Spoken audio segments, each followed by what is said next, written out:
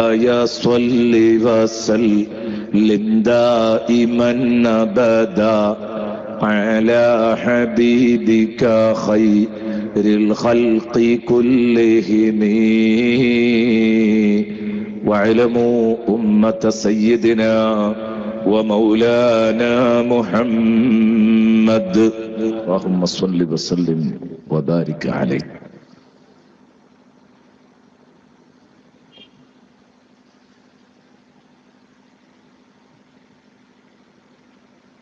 സർവാധരണീയനായ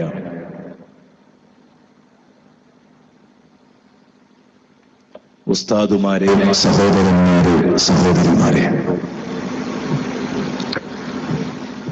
അല്ലാഹുവിന്റെ മഹത്തായ അനുഗ്രഹത്താൽ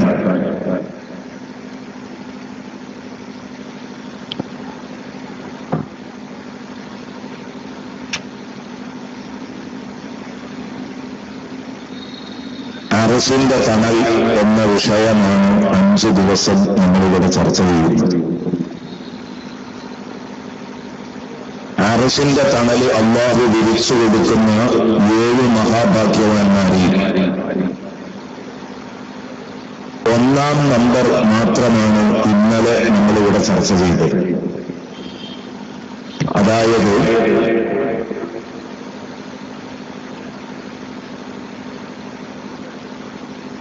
ഇമാമുൽ ആദിലും നീതിമാനായ നേതാവ്, അത് രാജ്യത്തിന്റെ തുഞ്ചസ്ഥാനങ്ങൾ മുതൽ അടുക്കള വരെ നീണ്ടു നിൽക്കുന്നതാണ്, പരന്നു കിടക്കുന്നതാണ് ഇമാമത്തിന്റെ പരിധികൾ. ചില ഉദാഹരണങ്ങൾ മാത്രം പറഞ്ഞ് നാം പ്രസംഗിച്ചു. അവിടെയൊക്കെ വരുന്ന അനീതികൾ നാം കാക്കണം. നീതി മാത്രം കൈമുതലാക്കി പ്രവർത്തിച്ചെങ്കിലേ നമുക്ക് മേള അർശിന്റെ തണല് കിട്ടൂ എന്ന് ഓർമ്മപ്പെടുത്തി. ഇന്നും അതുപോലെ പരന്നു കിടക്കുന്ന ഒരു വിഷയം ഇന്നും കൂടെ ഒറ്റ നമ്പറിൽ ചുരുക്കാം. നാളെ ഞാൻ പറ്റുമെങ്കിൽ 2-ഓ 3-ഓ നമ്പർ ഒരുമിച്ച് പറയും. കാരണം ശേഷം വരുന്ന 2 നമ്പർ ഒരുമിച്ച് പറഞ്ഞാൽ ഇൻഷാ അല്ലാഹ് നമുക്ക് സൗകര്യമാണ്. അപ്പൊ 3 ദിവസമാകും. 3 ദിവസമാകുമ്പോ നമ്മുടെ വിഷയം നമുക്ക് 4 എണ്ണം പൂർത്തീകരിക്കാനും കഴിയും. ശേഷം 2 ദിവസത്തിന്റെ ഉള്ളിൽ 3 വിഷയങ്ങൾ തീർത്താൽ മതി. ഇൻഷാ അല്ലാഹ് അത് സൗകര്യം പോലെ ചെയ്യാം. ഇന്നത്തെ ഭാഗം അല്പം വിശാലമാണ്. എന്ന് പറഞ്ഞാൽ നമ്പർ 2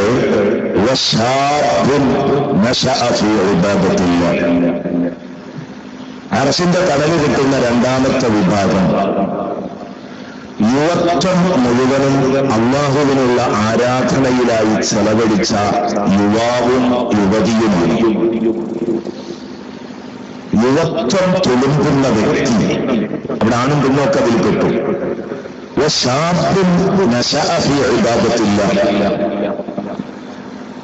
അല്ലാഹുവിന്റെ ഇബാദത്തിലായി വളർന്നു വലുതായി ജീവിച്ച യുവത്വം, യുവത, ഇതാണ്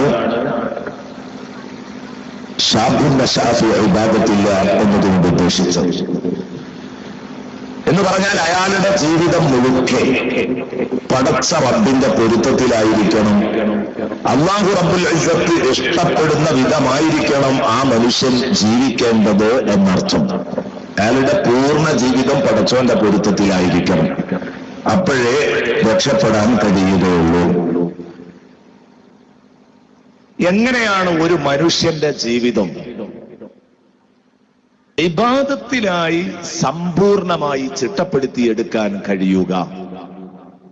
ഇതാണ് ഇന്നത്തെ ചർച്ചയിൽ നമുക്ക് നടത്താനുള്ളത്. ഇബാദത്തിലായിട്ട് തന്നെ വളരാൻ കഴിയോ? ഇബാദത്ത് എന്ന് പറഞ്ഞാൽ 5 നേരത്തെ നിസ്കാരം മാത്രമാണ് എന്ന് മനസ്സിലാക്കിയ ചിലരുണ്ട്. അവരിൽ നിന്നേ ആ ചോദ്യം വരുള്ളൂ. ഇബാദത്ത് എന്ന് പറഞ്ഞാൽ 5 നേരം നിസ്കരിക്കലും റമദാൻ മാസം നോമ്പ് നോൽക്കലും ജീവിതത്തിലൊരിക്കൽ ഹജ്ജ് ചെയ്യലും ഉംറ ചെയ്യലുമൊക്കെയാണ് എന്ന് മനസ്സിലാക്കിയാൽ പിന്നെ ഇബാദത്തല്ലാത്ത കുറെ സമയങ്ങൾ അയാൾ കാണും. അതേസമയം അങ്ങനെയല്ല. ഇസ്ലാമിന്റെ കാഴ്ചപ്പാട് ഒരു മനുഷ്യന്റെ അടക്കങ്ങൾ മുഴുവനും ഇബാദത്താണ് ആയിരിക്കണം, അങ്ങനെ ആവണം. ആ കൂട്ടത്തിൽ ഔദ്യോഗിക ഇബാദത്തുകളുമുണ്ട്. എന്ന് പറഞ്ഞാൽ ഔദ്യോഗികമായി ഇബാദത്ത് എന്ന ഒരു സ്ഥാനം നൽകുന്ന കാര്യങ്ങൾ. അതാണ് നിസ്കാരം, നോമ്പ്, ഖുർആനോത്ത്, സ്വദഖ, കുടുംബബന്ധം ചേർക്കുക, അയൽക്കാരോട് നല്ല നിലയിൽ പെരുമാറുക. ഇതൊക്കെ അതിൽപ്പെട്ടത് തന്നെയാണ്. അതൊക്കെ ഇബാദത്തുകൾ തന്നെയാണ്, ഔദ്യോഗികമായ ഇബാദത്തുകൾ തന്നെയാണ്. എന്നാൽ അതേസമയം നമ്മുടെ ജീവിതത്തിനാവശ്യമായി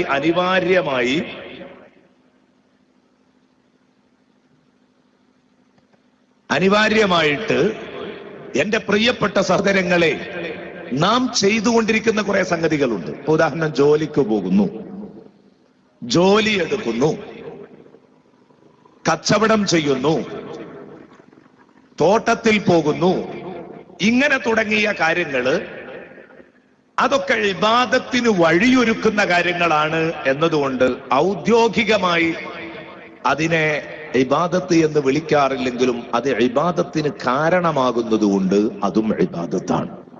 നല്ല നിയ്യത്ത് വേണം എന്ന് മാത്രം. ആ നല്ല നിയ്യത്തുകൾ ഉണ്ടെങ്കിൽ ആ നിയ്യത്ത് കൊണ്ട് ഉദ്ദേശിക്കുന്നത് എന്താ? ഓരോ ദിവസവും കച്ചവടം ചെയ്യുന്ന ആള്, ഒരു പലചരക്ക് കച്ചവടം ചെയ്യുന്ന ആള്, അയാൾ 1 കിലോ പഞ്ചസാര ഒരാൾ വന്ന് ചോദിക്കുകയാണെങ്കിൽ അത് പൊതിഞ്ഞു കൊടുക്കുമ്പോൾ ഇതുവഴി ഈ കച്ചവടം ചെയ്ത് ഞാൻ നേടുന്ന ലാഭം കൊണ്ട് എന്റെ കുടുംബത്തെ പോറ്റാനാണ് എന്ന് നിയ്യത്താക്കി കൊടുത്തെങ്കിലേ ഇബാദത്താകൂ എന്നുണ്ടോ? ഇല്ല. അതേസമയം നിസ്കാരം, നോമ്പ്, സ്വദഖ ഇതിനൊക്കെ നിയ്യത്ത് വേണം. അതേസമയം ഈ കച്ചവടക്കാരൻ എന്ത് ചെയ്താൽ മതി? ഈ നിയ്യത്ത്, നല്ല ഒരു നിയ്യത്ത് അയാളുടെ മനസ്സിൽ നേരത്തെ ഉണ്ടെങ്കിൽ ഓരോന്നും ഇങ്ങനെ പൊതിഞ്ഞു കൊടുക്കുമ്പോൾ അതിന് നിയ്യത്ത് ചെയ്തോളണമെന്നില്ല.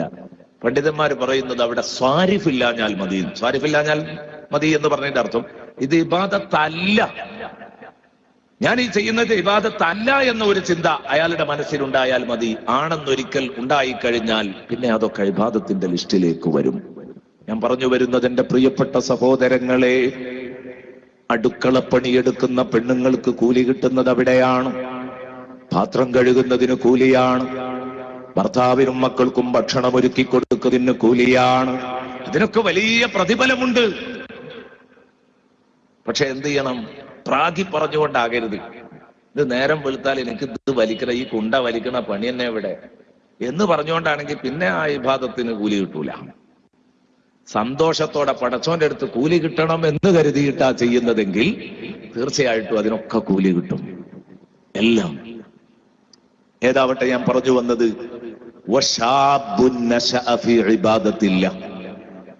എന്ന് പറഞ്ഞതിൽ അള്ളാഹുവിന്റെ ഇബാദത്തിലായി വളരണം എന്ന് പറയുന്നിടത്ത് ഞാൻ ഇപ്പൊ ഇവിടെ ഓർമ്മപ്പെടുത്തുന്നത് ഈ ഔദ്യോഗികമായ ഇബാദത്തുകളെ കുറിച്ചാണ് ഇപ്പോൾ ഇവിടെ ചർച്ച ചെയ്യുന്നത്. മൊത്തം ഇബാദത്താണ്. ഇബാദത്തിന്റെ പുറത്തു പോകുന്ന ഒന്നുമില്ല.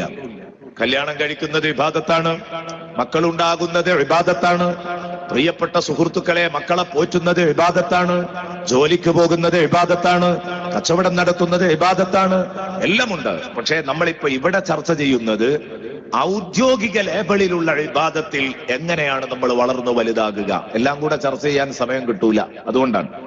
അതുകൊണ്ട് ഞാൻ ഇന്നിവിടെ അവതരിപ്പിക്കുന്നത് ഇബാദത്തില്ല എന്നതിൽ ചുരുങ്ങിയ രൂപത്തിൽ ഒരു മുസ്ലിമിന്റെ ഒരു ദിനം. അത് എല്ലാം കൂടെ അല്ല, അതും കുറ്റമറ്റ അവതരിപ്പിക്കണമെങ്കിൽ ദിവസങ്ങളോളം വേണം. സുബ്ഹാനല്ലാഹ്, ഒരു ദിവസം ചെയ്യാനുള്ളത് പറയാൻ ദിവസങ്ങളോളം വേണമെന്നോ? പിന്നെ എങ്ങനെയാ അതൊരു ദിവസം കൊണ്ട് ചെയ്യാൻ? അല്ലേ? ഒരു സംശയം തോന്നുന്നില്ലേ? ഒരു ദിവസം ഒരു മനുഷ്യൻ ചെയ്യേണ്ട കാര്യം ദിവസങ്ങളോളം വയല് പറയാനുണ്ടെങ്കിൽ പിന്നെ എങ്ങനെയാ ഒരു ദിവസം കൊണ്ട് അയാൾ അത് ചെയ്തു തീർക്കുക? അവിടെയാണ് നമ്മൾ ചിന്തിക്കേണ്ടത്. ബഹുമാനപ്പെട്ട ഇമാം സുയൂത്തി റളിയല്ലാഹു അൻഹുവിന് ഒരു കിതാബുണ്ട്. ആ കിതാബിന്റെ പേര് അമലുൽ യൗമി വല്ലൈല. അമലുൽ യൗമി വല്ലൈല, ഒരു ദിനത്തിലെ പ്രവൃത്തി, ഒരു ദിവസത്തെ അമല് എന്നാണ് ആ കിതാബിന്റെ പേര്. എത്ര പേജുണ്ട് അറിയാം? 500 ചില്ലാനം പേജുണ്ട്. അതിങ്ങനെ വായിച്ചെടുക്കണമെങ്കിൽ തന്നെ കുറെ ദിവസം വേണം. എങ്ങനെയാ ഒരു ദിവസം കൊണ്ട് ചെയ്യാൻ പറ്റുക? അതിന് ഇതെല്ലാം കൂടെ ഒരു ദിവസം ചെയ്യേണ്ടതാവൂല. മുസ്ലിമിന്റെ ഒരു ദിനം എന്ന് പറയുമ്പോൾ മാസം കാണുമ്പോൾ ഒരു വിശ്വാസി എന്താ ചൊല്ലേണ്ടത്? ചന്ദ്രപ്പിറവി ആദ്യമായിട്ട് ദർശിക്കുമ്പോൾ ഒരു വിശ്വാസി ചൊല്ലേണ്ടത് എന്ത്? ആ കിതാബിലുണ്ട്. അത് എന്നും ഉണ്ടാവൂല, അത് മാസത്തിൽ ഒരു ദിവസമേ ഉണ്ടാവുള്ളൂ. പക്ഷേ മുസ്ലിമിന്റെ ഒരു ദിനം എന്ന് പറയുമ്പോൾ അത് പറഞ്ഞേ പോലുള്ളൂ. വെള്ളിയാഴ്ച എന്തൊക്കെ ചെയ്യണം അതിൽ ചർച്ച ചെയ്യും. പക്ഷേ വെള്ളിയാഴ്ച എന്നും ഉണ്ടാവൂല, ആഴ്ചയിൽ ഒരു ദിവസമേ ഉണ്ടാവുള്ളൂ. മരിച്ചിടത്ത് പോയാൽ എന്ത് ചെയ്യണം അതും എപ്പോഴും ഉണ്ടാകൂല. അപ്പൊ അതാ പറഞ്ഞത്. അപ്പൊ നമ്മളിപ്പോ ഇവിടെ ചെയ്യുന്നത് എപ്പോഴും നമ്മുടെ ജീവിതത്തിൽ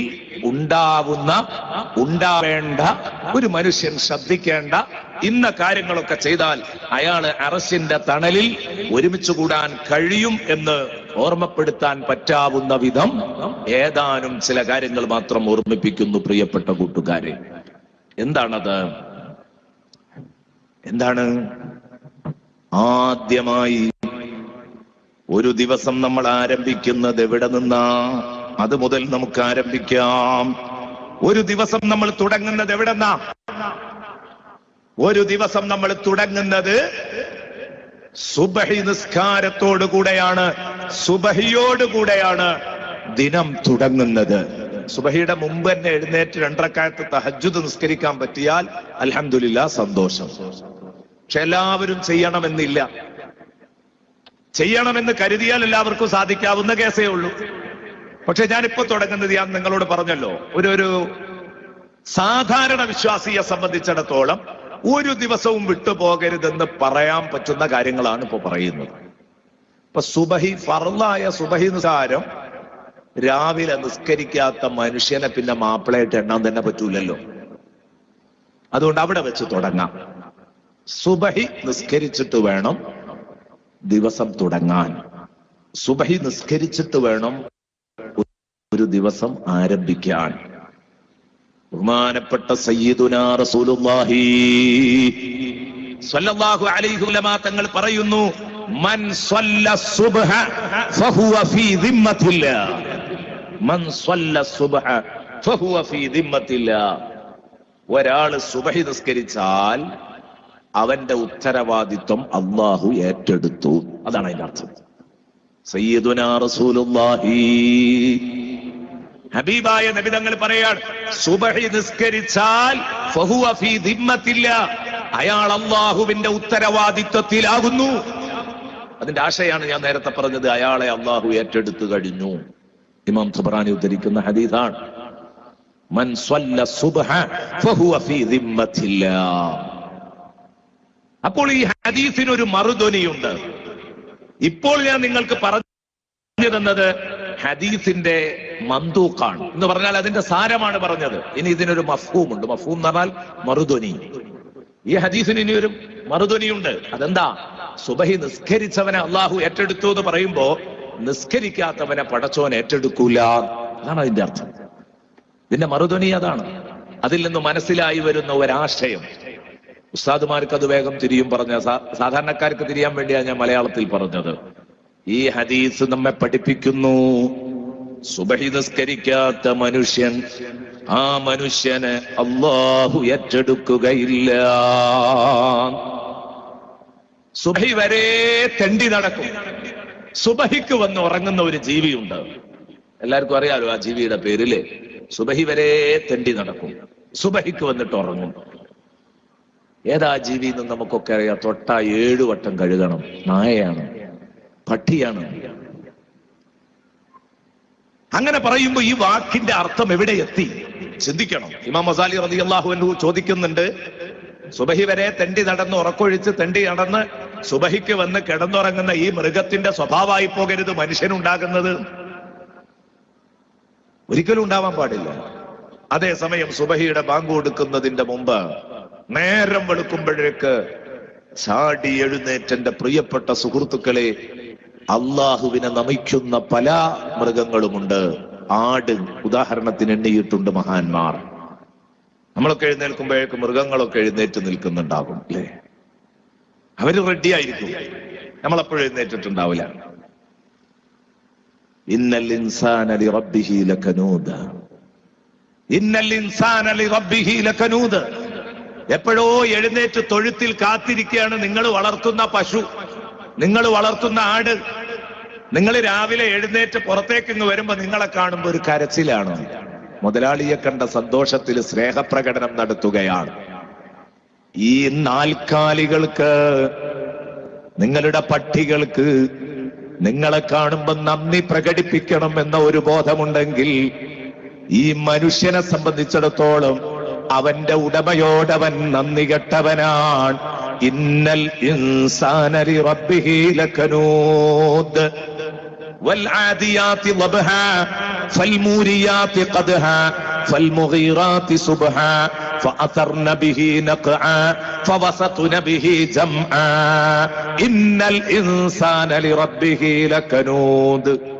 ഈ പ്രഖ്യാപനം അല്ലാഹു നടത്തുന്നത് ഉടമകൾക്ക് വേണ്ടി എന്തും സമർപ്പിക്കാൻ തയ്യാറാകുന്ന, ഉടമകൾക്ക് വേണ്ടി എന്തും സമർപ്പിക്കാൻ തയ്യാറാകുന്ന ആ കുതിരകളുടെ സന്നദ്ധതയെക്കുറിച്ച് അല്ലാഹു തആല സത്യം ചെയ്തതിന്റെ ശേഷമാ പറയുന്നത് ഇന്നൽ ഇൻസാന ലിറബ്ബിഹി ലകനൂദ്.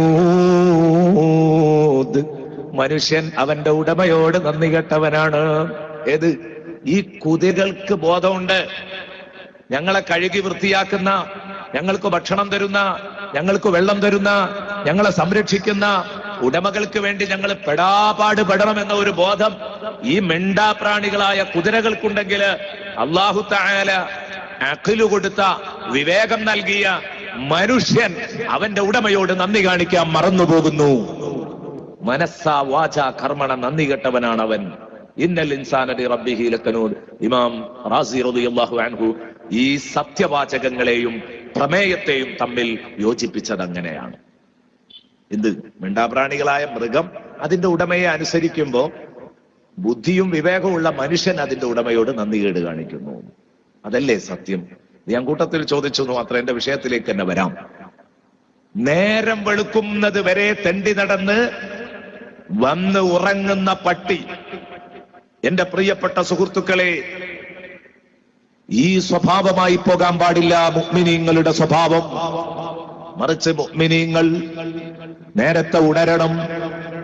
സുബഹി ഖളാ ആക്കുന്നവർ, ഞാൻ നേരത്തെ പറഞ്ഞു സുബഹിയുടെ മുമ്പ് എഴുന്നേൽക്കുന്നതിനെ കുറിച്ചൊക്കെ, അതൊക്കെ വിടാം. സാധാരണക്കാരോടാണ് വഅദ്. പ്രിയപ്പെട്ടവരെ, സുബഹി ഖളാ ആക്കാൻ പാടില്ല. സുബഹിയുടെ ബാങ്ക് കൊടുത്താൽ ഉടനെ എഴുന്നേൽക്കണം. അതൊരു വലിയ തൗഫീഖാണ്. സുബഹി ഖളാ ആക്കാതെ നിസ്കരിക്കുക എന്നത് ചെറിയ തൗഫീഖല്ല, വലിയ തൗഫീഖാണ്. മൻ സ്വല്ല സുബ്ഹ ഫഹുവ ഫീ ദിമ്മത്തില്ലാഹ്. സുബഹി കൃത്യമായി നിസ്കരിക്കുന്നവനെ അല്ലാഹു ഏറ്റെടുത്തു. എന്റെ പ്രിയപ്പെട്ട സഹോദരങ്ങളെ, ഹജ്ജാജ് സാലിം ഇബ്നു അബ്ദുല്ലയോട് ഒരിക്കൽ പറഞ്ഞു, ഒരു മനുഷ്യനെ വധിച്ചു കളയണം എന്ന് ഓർഡർ ചെയ്തു. ഉടനെ തന്നെ സാലിം ഇബ്നു അബ്ദുല്ല എന്ന് പറഞ്ഞാൽ ഹജ്ജാജിന്റെ ആരാച്ചാറാണ്. ഇന്നയാളെ നിങ്ങൾ കൊന്നുകളയണം എന്ന് പറഞ്ഞപ്പോ ആരാച്ചാർ ചോദിക്കുകയാണ്, അസ്വല്ലൈത സുബ്ഹ്. കൊന്നുകളയാൻ മുന്നിൽ കൊണ്ടുവന്ന ആ മനുഷ്യനോട് ആരാച്ചാർ ചോദിച്ചു, കൊല നടത്തുന്നയാള് ചോദിക്കുകയാണ്, അസ്വല്ലൈത സുബ്ഹ, നീ സുബഹി നിസ്കരിച്ചിട്ടുണ്ടോ? ഫഖാല ലഹു റജുൽ. അപ്പോൾ കൊല്ലാൻ വിധിക്കപ്പെട്ട കുറ്റവാളി അയാൾ പറഞ്ഞു, നഅം, യെസ്, ഞാൻ ഇന്ന് സുബഹി നിസ്കരിച്ചിട്ടുണ്ട്. ഉടനെ തന്നെ ഇദ്ദേഹം പറഞ്ഞു, സാലിം ഇബ്നു അബ്ദുല്ല പറഞ്ഞു, ഇന്തലിഖ്, എങ്കിൽ നിങ്ങൾ പൊയ്ക്കോളൂ. ഹജ്ജാജിനങ്ങ് കലി കയറി. ഹജ്ജാജ് ചോദിച്ചു, മാ മനഅക മിൻ ഖത്ലിഹി, അയാളെ വധിക്കുന്നതിന് നിനക്ക് തടസ്സമായതെന്താ? അയാൾ സുബഹി നിസ്കരിച്ചിട്ടുണ്ടെന്ന് പറഞ്ഞതിന് അങ്ങ് വിടലാണോ? ഉടനെ തന്നെ സാലിം ഇബ്നു അബ്ദുല്ല മറുപടി പറയുന്നു, എന്റെ വാപ്പ അബ്ദുള്ള റളിയല്ലാഹു അൻഹു എന്നോട് പറഞ്ഞ വാക്കെനിക്ക് മറക്കാൻ പറ്റില്ല. حدثني أبي أنه سمع رسول الله صلى الله عليه وسلم يقول എന്റെ വാപ്പ അബ്ദുള്ള റളിയല്ലാഹു അൻഹു എന്നോട് പറഞ്ഞിട്ടുണ്ട്, മുത്തുനബി പറയുന്നത് എന്റെ ഉപ്പ കേട്ടിട്ടുണ്ട്. എന്ത്? മൻ സ്വല്ല സുബ്ഹ ഫഹുവ ഫീ ദിമ്മത്തില്ലാഹ്. സുബ്ഹി നിസ്കരിച്ചവൻ അല്ലാഹു ഏറ്റെടുത്തിരിക്കുന്നു അവന്റെ ഉത്തരവാദിത്വം. അവനെ അല്ലാഹു പ്രൊട്ടക്ട് ചെയ്യും, സംരക്ഷിക്കുമെന്ന് നബി സല്ലല്ലാഹു അലൈഹി വസല്ലമ തങ്ങൾ പറഞ്ഞത് കേട്ടിട്ടുണ്ട്. ഫഹുവ ഫീ ജിവാരില്ലാഹി യൗമ. അവൻ ആ ദിവസം അല്ലാഹുവിന്റെ സംരക്ഷണത്തിലാണ്, അല്ലാഹു റബ്ബുൽ ഇസ്സത്തിന്റെ അഭയത്തിലാണുള്ളത്. ഫകരിഹ്തു അൻ അഖ്തുല റജുലൻ ഖദ് അജാറഹു അല്ലാഹ്. അല്ലാഹു അഭയം നൽകിയ ഒരു മനുഷ്യനെ എന്റെ കൈകൊണ്ട് കൊല്ലണ്ടെന്ന് ഞാൻ വെച്ചതാണ്. അല്ലാഹു തആല സംരക്ഷിക്കുന്നു വാക്കുകൊടുത്ത ഒരു മനുഷ്യനെ എന്റെ കൈ കൊണ്ട് കൊല്ലാൻ എനിക്കാകൂല എന്ന് കരുതിയിട്ടാണ് ഞാൻ ഇങ്ങനെ ചെയ്തത്. അപ്പൊ ഹജ്ജാജ് ചോദിച്ചു, ബഹുമാനപ്പെട്ട സയ്യിദുന അബ്ദുല്ലാഹി ഇബ്നു ഉമർ റളിയല്ലാഹു അൻഹുവിനോട് ചോദിക്കുകയാണ്, അൻത സമിഅത ഹാദാ മിൻ റസൂലില്ലാഹി സ്വല്ലല്ലാഹു അലൈഹി വസല്ലം. നിങ്ങൾ അല്ലാഹുവിന്റെ റസൂലിൽ നിന്ന് ഇങ്ങനെ കേട്ടിട്ടുണ്ടോ? അബ്ദുല്ലാഹി ഇബ്നു ഉമർ റളിയല്ലാഹു അൻഹു, അദ്ദേഹത്തിന്റെ മകനാണ് സാലിം ഇബ്നു അബ്ദില്ല. പാപ്പനോട് ചോദിച്ചു, നിങ്ങൾ ഇങ്ങനെ കേട്ടിട്ടുണ്ടോ റസൂലുള്ളാഹി തങ്ങൾ പറഞ്ഞത്? ഖാല നഅം. ഇബ്നു ഉമർ റളിയല്ലാഹു അൻഹുമ പറഞ്ഞു, അതെ, ഞാൻ കേട്ടിട്ടുണ്ട്. എന്റെ പ്രിയപ്പെട്ട സുഹൃത്തുക്കളെ, അദ്ദേഹത്തെ വെറുതെ വിട്ടു. ഞാൻ പറഞ്ഞു വരുന്നത്, സുബഹി നിസ്കരിക്കുന്ന ഒരു മനുഷ്യനെ എത്ര ഗൗരവത്തോടെയാണ്, പ്രാധാന്യത്തോടെയാണ് മാനിക്കുന്നത് എന്ന് നമ്മൾ മനസ്സിലാക്കാൻ വേണ്ടി ഒരു ചെറിയ സംഭവം പറഞ്ഞതാണ്. ഈ സുബഹി നിസ്കരിക്കാതെയാണ് നമ്മൾ 8 മണിക്ക് ഹയാത്താകുന്നത്. പറ്റൂല. ഈ പ്രഭാഷണം കേൾക്കുന്ന എല്ലാവരോടും പറയുന്നു, സുബഹി നിസ്കരിക്കാതെ കിടന്നുറങ്ങുന്ന വീട്, ആ വീടും അതുപോലെ തന്നെ തൊട്ട അയൽപക്കത്ത് സുബഹി വരെ തെണ്ടി നടന്നിട്ട് സുബഹിക്ക് വന്ന് കൂട്ടിലണഞ്ഞ് കയറിക്കിടക്കുന്ന ആ പട്ടിക്കൂടും. കാരണം നമ്മളെ വീട്ടിൽ പട്ടിക്കൂടുണ്ടാവണമെന്നില്ല, ചിലരുടെ വീട്ടിലൊക്കെ ഉണ്ടായേക്കാം. ഉണ്ടെങ്കിൽ അവർക്കും ബാധകമാണ്. ഞാൻ പറയുന്നത്, മുറ്റത്തുള്ള പട്ടിക്കൂടും നിങ്ങളെ വീടും തുല്യമാണ്. മുറ്റത്തുള്ള പട്ടിക്കൂടും ഇപ്പുറത്തുള്ള വീടും തുല്യമാണ്.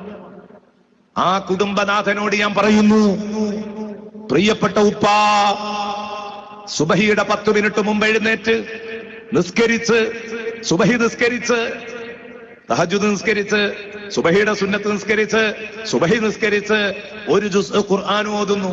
ആര്? വീട്ടിലെ ഉപ്പ, വീട്ടിലെ ഉമ്മയും.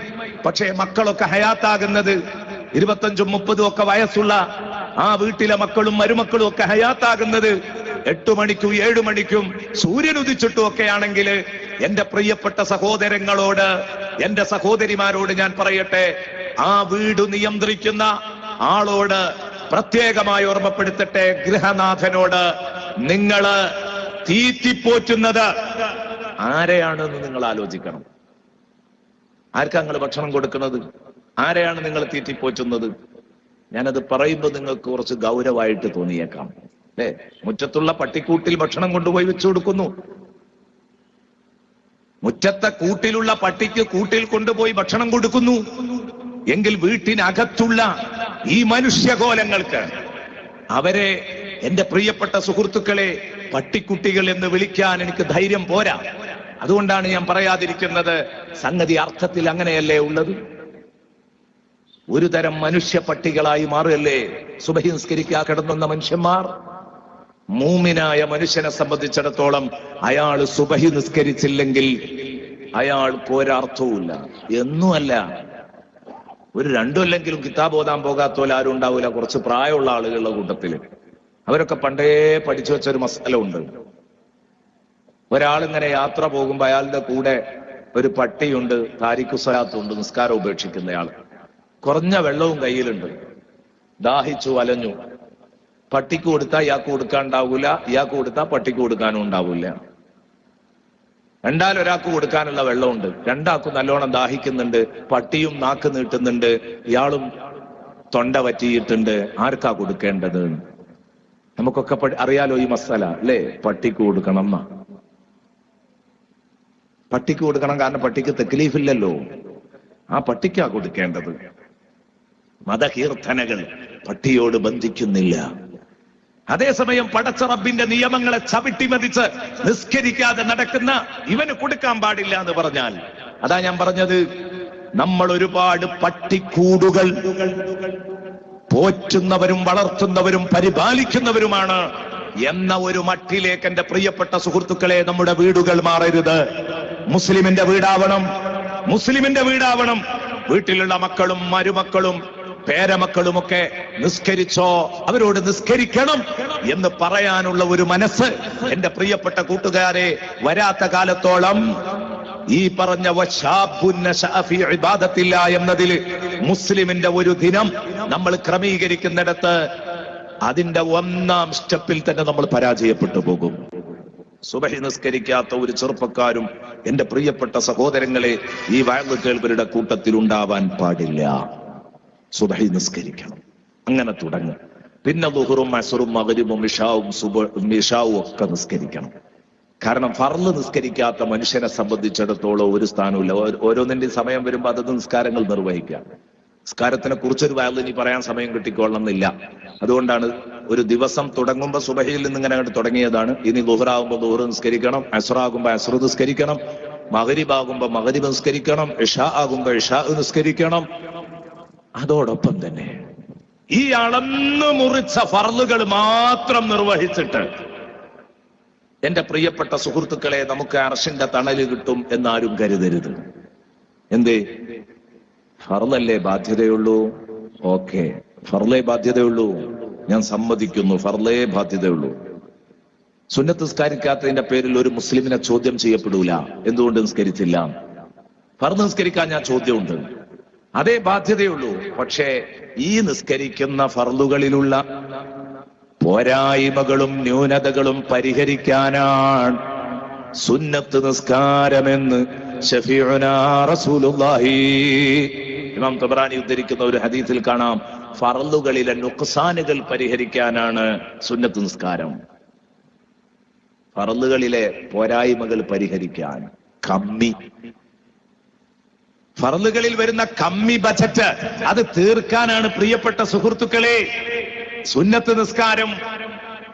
അതിനൊരു മഹാൻ പറഞ്ഞ ഉദാഹരണം എന്റെ പ്രിയപ്പെട്ട സഹോദരങ്ങളെ ഞാൻ പല പ്രഭാഷണ വേദികളിലും പറഞ്ഞിട്ടുണ്ട്. എന്തിന്? പെട്ടെന്ന് മനസ്സിലാക്കാൻ പറ്റുന്ന ഒരു ഉദാഹരണം, ഒരു നാടൻ ഉദാഹരണം പറഞ്ഞ ഒരു മഹാൻ. എന്ത്? സുന്നത്തുണ്ടാകുമ്പോ ഫർളിലുള്ള വീഴ്ച പരിഹരിക്കുന്നുള്ളതിന് ഒരാൾ ഒരു ഉദാഹരണം പറഞ്ഞതാണ്. ഒരാൾ നിർബന്ധമായിട്ട് കൊടുക്കാനുള്ളത്, നിർബന്ധമായിട്ട് വീട്ടാനുള്ളത് ഇപ്പുറത്ത് ഐച്ഛിക ദാനം നടത്തിയാൽ അത് മറന്നു പോകും.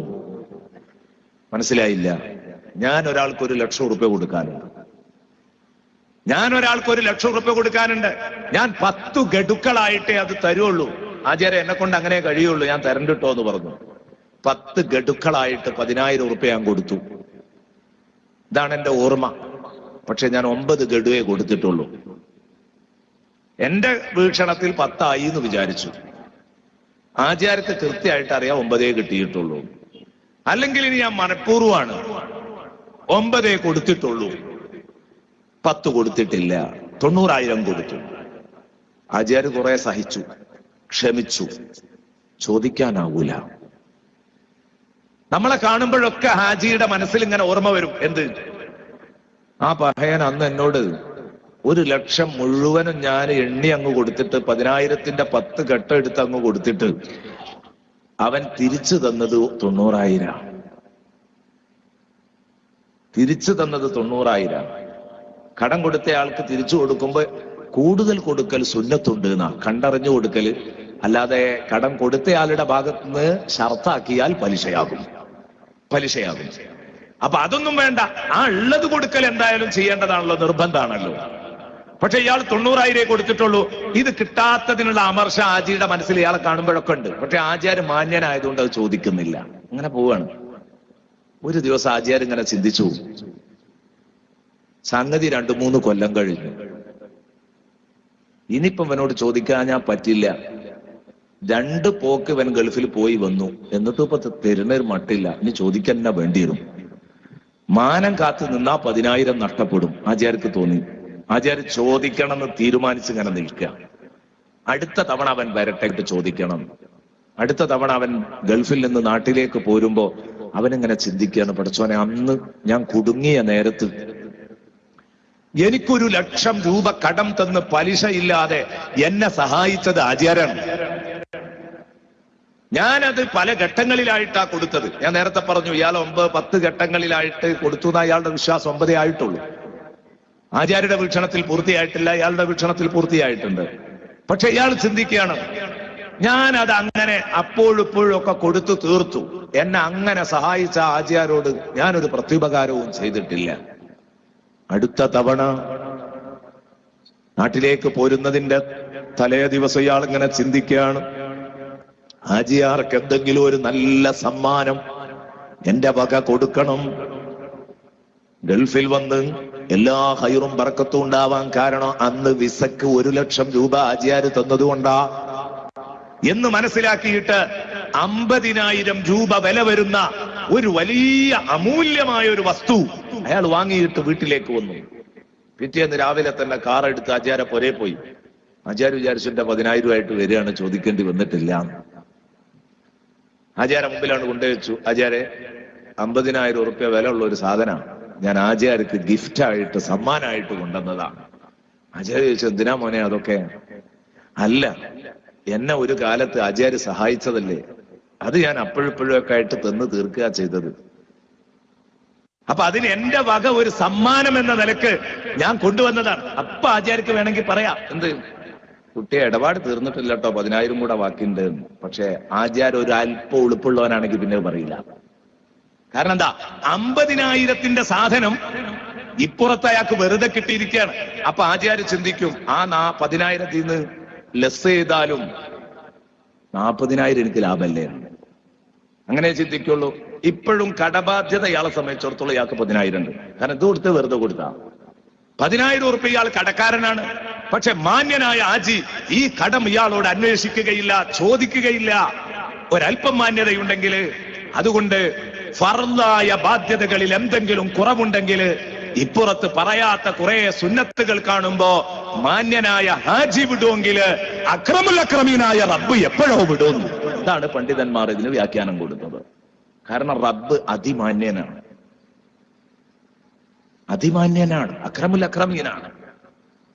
ആ റബ്ബ് എപ്പോഴോ വിടും. ഫർളിലുള്ള പോരായ്മ അവിടെ പരിഹരിക്കണ്ട, അത് പരിഗണിക്കണ്ട, അത് ഇതുകൊണ്ട് പരിഹരിക്കാം, സോൾവ് ചെയ്ത് അങ്ങ് പോവാണ്. അതിനാണ് സുന്നത്ത് നിസ്കരിക്കണം എന്ന് പറഞ്ഞത്. ഞാൻ എൻ്റെ പ്രിയപ്പെട്ട സുഹൃത്തുക്കളോട്, എന്റെ പ്രഭാഷണം കേൾക്കുന്ന സഹോദര സഹോദരിമാരോട് ഒരെളിയ വസിയ്യത്ത്, ഒരു എളിയ അപേക്ഷ നടത്തട്ടെ. ചെറിയ ഒരു ഉപദേശം കേൾക്കാൻ പറ്റുമോ? വലിയ പദ്ധതികളൊന്നും അവതരിപ്പിക്കുന്നില്ല. വലിയ ഇഖ്ലാസുള്ള ഉസ്താദുമാര്, അമല് ചെയ്യുന്ന വലിയ വലിയ ഉസ്താദുമാര് പറയുകയാണെങ്കിൽ കുറെ പറയാനുണ്ടാവും. ഞാൻ കൂടുതലൊന്നും പറയുന്നില്ല. ഏറ്റവും സാധാരണക്കാരിൽ സാധാരണക്കാരനായ ഏതൊരാൾക്കും ബാധകമാകുന്ന രൂപത്തിലാ പറയുന്നത്. ഞാനത് ചെയ്യണോന്ന് ചിന്തിക്കണ്ട. ഏറ്റവും സാധാരണക്കാരനായ ഒരാളോട് പറയുന്നു, കൂടുതൽ ഞാൻ ആവശ്യപ്പെടുന്നില്ല. മുഅക്കദായ റവാത്തിബ് സുന്നത്തുകള്, മുഅക്കദായ റവാത്തിബ് സുന്നത്തുകള്, ശക്തിയായ റവാത്തിബ് സുന്നത്ത്. എന്താ ഈ ശക്തിയായ റവാത്തിബ് സുന്നത്ത് എന്ന് പറഞ്ഞാൽ അതിന്റെ അർത്ഥം? മുഅക്കദായ റവാത്തിബ് സുന്നത്ത് എന്ന് പറഞ്ഞതിന്റെ അർത്ഥം എന്താണ്? ശക്തിയുള്ള സുന്നത്തും ശക്തിയില്ലാത്ത സുന്നത്തും. ശക്തിയുള്ള സുന്നത്ത് മുത്തുനബി ഫർള് പരിഗണിക്കും പോലെ പരിഗണിച്ചിരുന്ന സുന്നത്തുകളാണ്. മാ വാദബ അലൈഹൻ നബിയു സ്വല്ലല്ലാഹു അലൈഹി വസല്ലം. മുത്തുനബി ഫർള് എന്തായാലും ഒഴിവാക്കില്ല, മുസ്ലിമീങ്ങൾ ആരും ഒഴിവാക്കില്ല. എന്നാൽ അതേ പ്രാധാന്യത്തോടെ കണ്ടിരുന്ന ചില സുന്നത്തുകളുണ്ട്. ഇമാം ശാഫിഈ തങ്ങൾ രേഖപ്പെടുത്തുന്നത് അത് 10 റക്അത്താണ്. 10 റക്അത്താണ് സുന്നത്തിന്റെ കൂട്ടത്തില് മുഅക്കദായ സുന്നത്തുള്ളത്.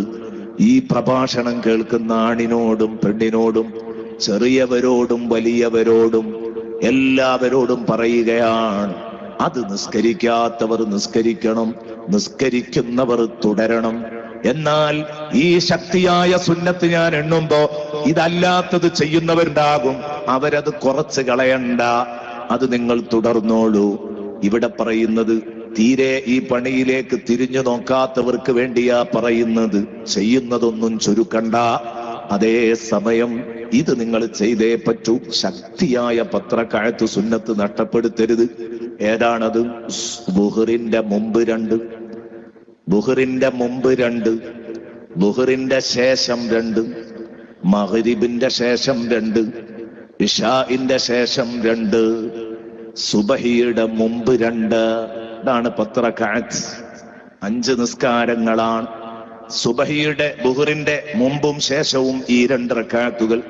അപ്പോ ചോദിക്കും, ളുഹറിന് മുമ്പ് 4 ഇല്ലേ, ളുഹറിന് ശേഷം 4 ഇല്ലേ? നിസ്കരിക്കാം. ഞാൻ ഇപ്പൊ ശക്തിയായ സുന്നത്താ പറയുന്നത്. എന്തു തന്നെ ആയാലും ഒഴിവാക്കാൻ പാടില്ലാത്തത്. ളുഹറിന്റെ മുമ്പ് ഒരു 2 റക്അത്തും ളുഹറിന്റെ ശേഷം ഒരു 2 റക്അത്തും നിസ്കരിക്കാത്ത ചുറ്റുപാട് നമുക്കുണ്ടാവരുത്. സുബ്ഹാനല്ലാഹ്. ഞമ്മക്കുണ്ടോ ഇതിലൊക്കെ വല്ല പുതുമയും? ഈ ശീലമൊന്നും ഞമ്മക്കില്ല. സുന്നത്ത് നിസ്കരിക്കാൻ ഏറ്റവും വലിയ മടിയന്മാരാരാന്ന് ചോദിച്ചാൽ മലയാളികളാണ്. അനുഭവത്തിന്റെ വെളിച്ചത്തിലാണ് അത് പറയുന്നത്. നിങ്ങൾ മറ്റു നാട്ടുകാരെയൊക്കെ ഒന്ന് പോയി കണ്ടു നോക്കിയാൽ ബോധ്യപ്പെടും. മറ്റു നാട്ടുകാരൊക്കെ സുന്നത്ത് നിസ്കരിക്കുന്ന കാര്യത്തിൽ മിടുക്കന്മാരായിരിക്കും. നമ്മൾ എന്തോന്നറിയില്ല, ഇതിൽ വലിയ കള്ളന്മാരാ. ശൈഖുന കാന്തപുരം ഉസ്താദ്, അള്ളാഹു ദീർഘായുസ് നൽകട്ടെ, ഒരു പള്ളി ഉദ്ഘാടനം കഴിഞ്ഞു. മഗ്രിബിന്റെ നിസ്കാരം കൊണ്ട് കഴിഞ്ഞ ഉടനെ ഉസ്താദ് എഴുന്നേറ്റു. ആ പള്ളി എടുത്ത അറബി ഉണ്ട് അവിടെ. ഉസ്താദ് മലയാളത്തിൽ എഴുന്നേറ്റിട്ട് പറഞ്ഞു, ഞാൻ അറബിക്ക് തിരിയരുത് എന്ന് വിചാരിച്ചിട്ടാണ് നിങ്ങളോട് പറയണത്, ഒറ്റ കുട്ടി സുന്നത്ത് കരിക്കാതെ പോകരുത് കേട്ടോ. കാരണം ഒരു പള്ളിയിൽ നിന്ന് ഇങ്ങനെ ഉണ്ടായിട്ട് ഒരു അറബിനോട് ചോദിച്ചത് എന്താ ഒറ്റ ഒന്നും സുന്നത്ത് കരിക്കാത്തതെന്ന്.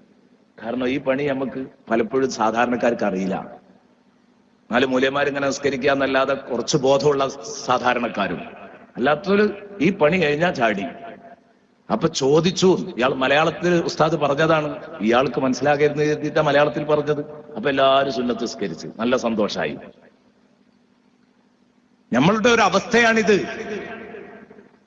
ഞാൻ ഇപ്പോഴും ആലോചിക്കും, ഹറമില് അസുർ ജമാഅത്തിന് ചൊല്ലുന്ന സമയത്ത്, അസുർ ജമാഅത്തിന് ഹറമിലേക്ക് കടന്നു ചെല്ലുന്ന സമയത്ത്, പ്രിയപ്പെട്ട സഹോദരങ്ങളെ, നിസ്കാരം നടന്നുകൊണ്ടിരിക്കുക. ഹറമിലെ ജമാഅത്ത് തുടങ്ങിയിട്ടുണ്ട്. ഹറമിലെ ജമാഅത്ത് തുടങ്ങിയപ്പോൾ അസറിന്റെ മുമ്പുള്ള സുന്നത്ത് ഇപ്പൊ ഏതല്ല, മുഅഖദായ സുന്നത്തിന്റെ കൂട്ടത്തിൽ പെട്ടതല്ല. നേരത്തെ എണ്ണിയ കൂട്ടത്തിൽ ഉണ്ടാവില്ല. എന്നാലും അസറിന്റെ മുമ്പ് 2 റക്അത്ത് സുന്നത്തുണ്ട്. എന്ത് ചെയ്തു? അവിടെ ചെന്ന് നിസ്കരിക്കാൻ വേണ്ടി നിൽക്കുമ്പോ എന്റെ തൊട്ടടുത്ത ഒരാളുണ്ട്.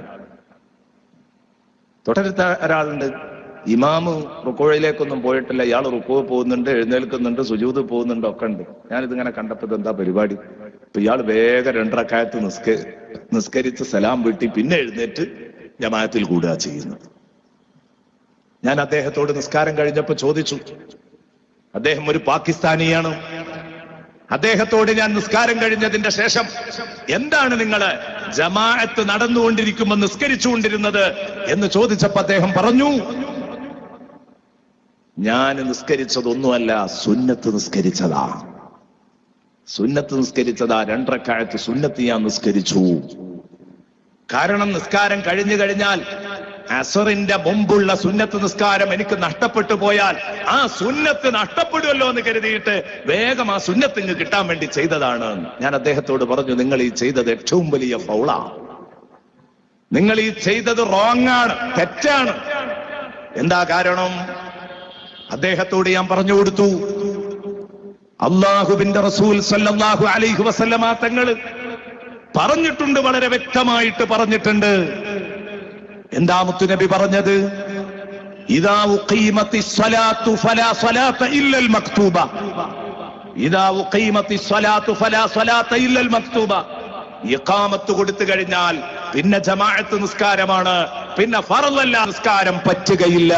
ശഫീഉനാ റസൂലുള്ളാഹി സ്വല്ലല്ലാഹു അലൈഹി വസല്ലം അത് പറഞ്ഞു കൊടുത്തു. അദ്ദേഹത്തിന്റെ ഭാഷയിൽ അദ്ദേഹവുമായിട്ട് സംസാരിച്ച് ആ ഹദീസിന്റെ അർത്ഥവും പറഞ്ഞു കൊടുത്തപ്പോ അദ്ദേഹം പറഞ്ഞു, ഇൻഷാ അല്ലാഹ് ഇനി ഞാൻ കീപ്പ് ചെയ്യും, ഞാൻ ശ്രദ്ധിക്കും, ഇനി ഒരിക്കലും ഞാൻ മറക്കൂല. അയാൾ എന്നോട് ശുക്രിയ പറയാൻ, നന്ദി പറയാൻ. ഹറമിന്റെ മുറ്റത്ത് വെച്ച് ഇങ്ങനെ ഒരു മനുഷ്യനോട് ഇത് പറഞ്ഞു കൊടുക്കാൻ കഴിഞ്ഞു. ഞാനിത് പറയുമ്പോൾ എനിക്ക് വലിയ സന്തോഷമുണ്ട്. സ്റ്റേജിലിരിക്കുന്നു എന്നെ ഉറുദു പഠിപ്പിച്ച വീട്ടി ഉസ്താദ്.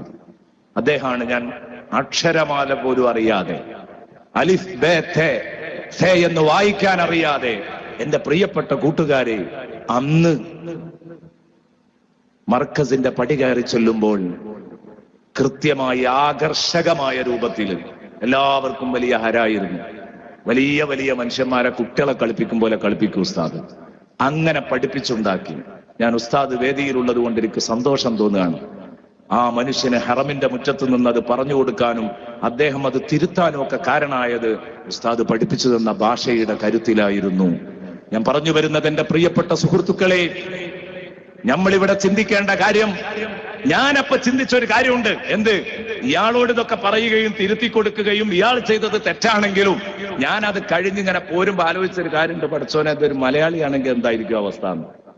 ഞമ്മക്കിപ്പോ ഇങ്ങനെ ഏതാണ് ജമാഅത്തിന് ഇങ്ങനെ ചെല്ലുമ്പോഴേക്ക്, നമ്മൾ ഇറങ്ങി ചെല്ലുമ്പോഴേക്ക് ജമാഅത്ത് തുടങ്ങിയാൽ ഇവർക്ക് ഭയങ്കര സങ്കടം, ഞമ്മക്കോ വലിയ സന്തോഷം അല്ലേ?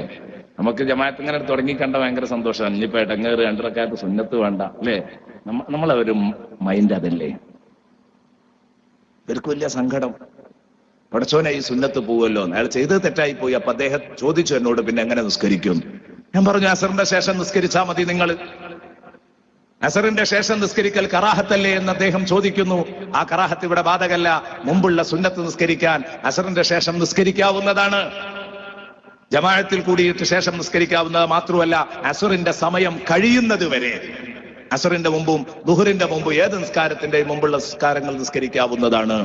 അപ്പൊ ഏതാവട്ടെ, ഞാൻ പറഞ്ഞു വരുന്നത്, എന്റെ പ്രിയപ്പെട്ട സഹോദരങ്ങളെ, നമുക്കൊക്കെ ഒരു ബോധമുണ്ടായി കിട്ടണം. ഈ പറഞ്ഞ 5 നിസ്കാരങ്ങൾ 10 റക്അത്ത് അതെല്ലാവരും നിർവഹിക്കണം. സുബഹി നിസ്കരിക്കുമ്പോ പല ഉമ്മമാരും സുബഹി അങ്ങ് നിസ്കരിക്കലാണ്. അല്ല, അതിന്റെ മുമ്പ് ഒരു 2 റക്അത്ത് നിസ്കരിക്കുക. ആ നിസ്കാരത്തിൽ അലം നശ്റഹും അലം തറ കൈഫയും 2 റക്അത്തുകളിലും 1ഉം 2ഉം റക്അത്തുകളിൽ നിങ്ങൾ ഓതിയാൽ മൂലക്കുരു സംബന്ധമായ അസുഖങ്ങളൊന്നും മൂലവ്യാധികളൊന്നും നിങ്ങളെ വിഷമിപ്പിക്കുകയില്ല എന്ന് ശഫീഉനാ റസൂലുള്ളാഹി സ്വല്ലല്ലാഹു അലൈഹി വസല്ലമ തങ്ങൾ പറഞ്ഞതാണ്. ഞാൻ പറയുന്നു, നിസ്കരിക്കണം, സുന്നത്ത് നിസ്കരിക്കണം, ഫർള് എന്തായാലും നിസ്കരിക്കണം. ഫർള് നിസ്കരിക്കാൻ കഴിയാത്തത് വലിയ ഒരു തൗഫീഖ് കുറവാണ്. പ്രത്യേകിച്ച് സുബഹി ഖദാ ആകുന്നത് വല്ലാത്ത തൗഫീഖ് കുറവാണ്. മനുഷ്യൻ പട്ടിയായി മാറുന്നതിന്റെ ഒരു ലക്ഷണമാണ് പ്രിയപ്പെട്ട സുഹൃത്തുക്കളെ സുബഹി ഖദാ ആക്കുക എന്നുള്ളത്. എന്റെ കൂട്ടുകാരെ, ഞാൻ ഇത്രത്തോളം പറഞ്ഞത് ഇനി ജീവിതത്തിൽ ഇത് ആവർത്തിക്കരുതെന്ന് കരുതിയാ. അള്ളാഹു കാക്കട്ടെ. ഞാൻ ഇപ്പോഴും ആലോചിക്കും, ചെറുവാടിയിൽ പ്രഭാഷണം നടത്തുന്ന സമയത്ത് ഒരു ഉപ്പനോട് പറഞ്ഞു, ഉസ്താദെ, നിങ്ങൾ ഈ സുബഹി ഖദാ ആക്കുന്നതിനെതിരെ ഒന്ന് പ്രസംഗിക്കണം. കാരണം എന്താ, എന്റെ ഭാര്യ 4 മണിക്ക് എഴുന്നേൽക്കും. എന്നും 4 മണിക്ക് എഴുന്നേൽക്കും. അങ്ങനെ ഉണ്ട്, എഴുന്നേൽക്കാൻ വിട്ടുപോയിട്ട് സുബഹി ഖദാ ടീമൊന്നും അല്ല. 4 മണിക്ക് എഴുന്നേൽക്കും. എല്ലാ നിസ്കാരവും കൃത്യമാണ് ഉസ്താദെ. സുബഹിയുടെ കാര്യത്തിൽ 4 മണിക്ക് ഇങ്ങോട്ട് എഴുന്നേറ്റിട്ട് പണിയാണ് തുടങ്ങും. വീട്ടിലെ പണികൾ, അടിക്കലും വാരലും കഴുകലും വൃത്തിയാക്കലും ഒക്കെ. ചുരുക്കി പറഞ്ഞാൽ എല്ലാ പണിയും എന്റെ ഭാര്യ എടുത്തിട്ടുണ്ടാവും. അതുകൊണ്ട് തന്നെ മരുമക്കളും അമ്മായിമ്മയും തമ്മിൽ വലിയ ഫൈറ്റ് ഒന്നുമില്ല. കാരണം ഫൈറ്റ് ഒന്നും ഉണ്ടാവില്ല, അതൊക്കെ വളരെ വൃത്തിയാണ്. അവർക്ക് സുഖമായിട്ട് കിടന്നുറങ്ങാം. 30 രാവിലെ തന്നെ എഴുന്നേറ്റിട്ട്, എന്നാൽ ഇത്രയും നേരത്തെ എഴുന്നേറ്റ് കറങ്ങിക്കൊണ്ടിരിക്കുന്ന ഒരു മെഷീനാണ് എന്റെ ഭാര്യ. ഇങ്ങനെ കഷ്ടപ്പെടുന്ന ഭാര്യ ഞാൻ പലപ്പോഴും ഉണർത്തും, എടി നിസ്കരിക്കുക. അതെങ്ങനെയായാലും ഒന്നുണ്ടാക്കി വന്ന് നിസ്കാര കുപ്പായാണ്ട് ഇടുമ്പോ 6:30 ആവും. അതതിന്റെ സ്വഭാവം. സംഗതി 4 മണിക്ക് എണീക്കും. പക്ഷെ സുബഹി നിസ്കരിക്കാൻ നിസ്കാര കുപ്പായ ഇടുമ്പോഴേക്ക് 6:30 ആവും. ഇത് വല്ലാത്തൊരു നഷ്ടമാണ്. അപ്പോ ഞാൻ ഏതായാലും പറഞ്ഞു തോറ്റു. ഉസ്താദ് ഒന്ന് പറഞ്ഞാൽ അതിന്റെ ഗൗരവം പറഞ്ഞു കൊടുത്താൽ നന്നായെങ്കിലോ എന്ന് അദ്ദേഹം എന്നോട് പറയാണ്. ഞാൻ പറയുന്നത്, ഈ സദസ്സിലും അത്തരം ദോഷങ്ങളൊക്കെ ഉള്ളവരുണ്ടെങ്കിൽ, ഇതൊക്കെ മനുഷ്യന്റെ ഒരു സ്വഭാവമാണ്. 4 മണിക്ക് എഴുന്നേറ്റിട്ട് പിന്നെ സുബഹിക്കരിക്കാൻ 6:30 ആകുക എന്ന് പറഞ്ഞാൽ അതൊരു വല്ലാത്ത ഭാഗ്യക്കുറവ് തന്നെയാണല്ലോ.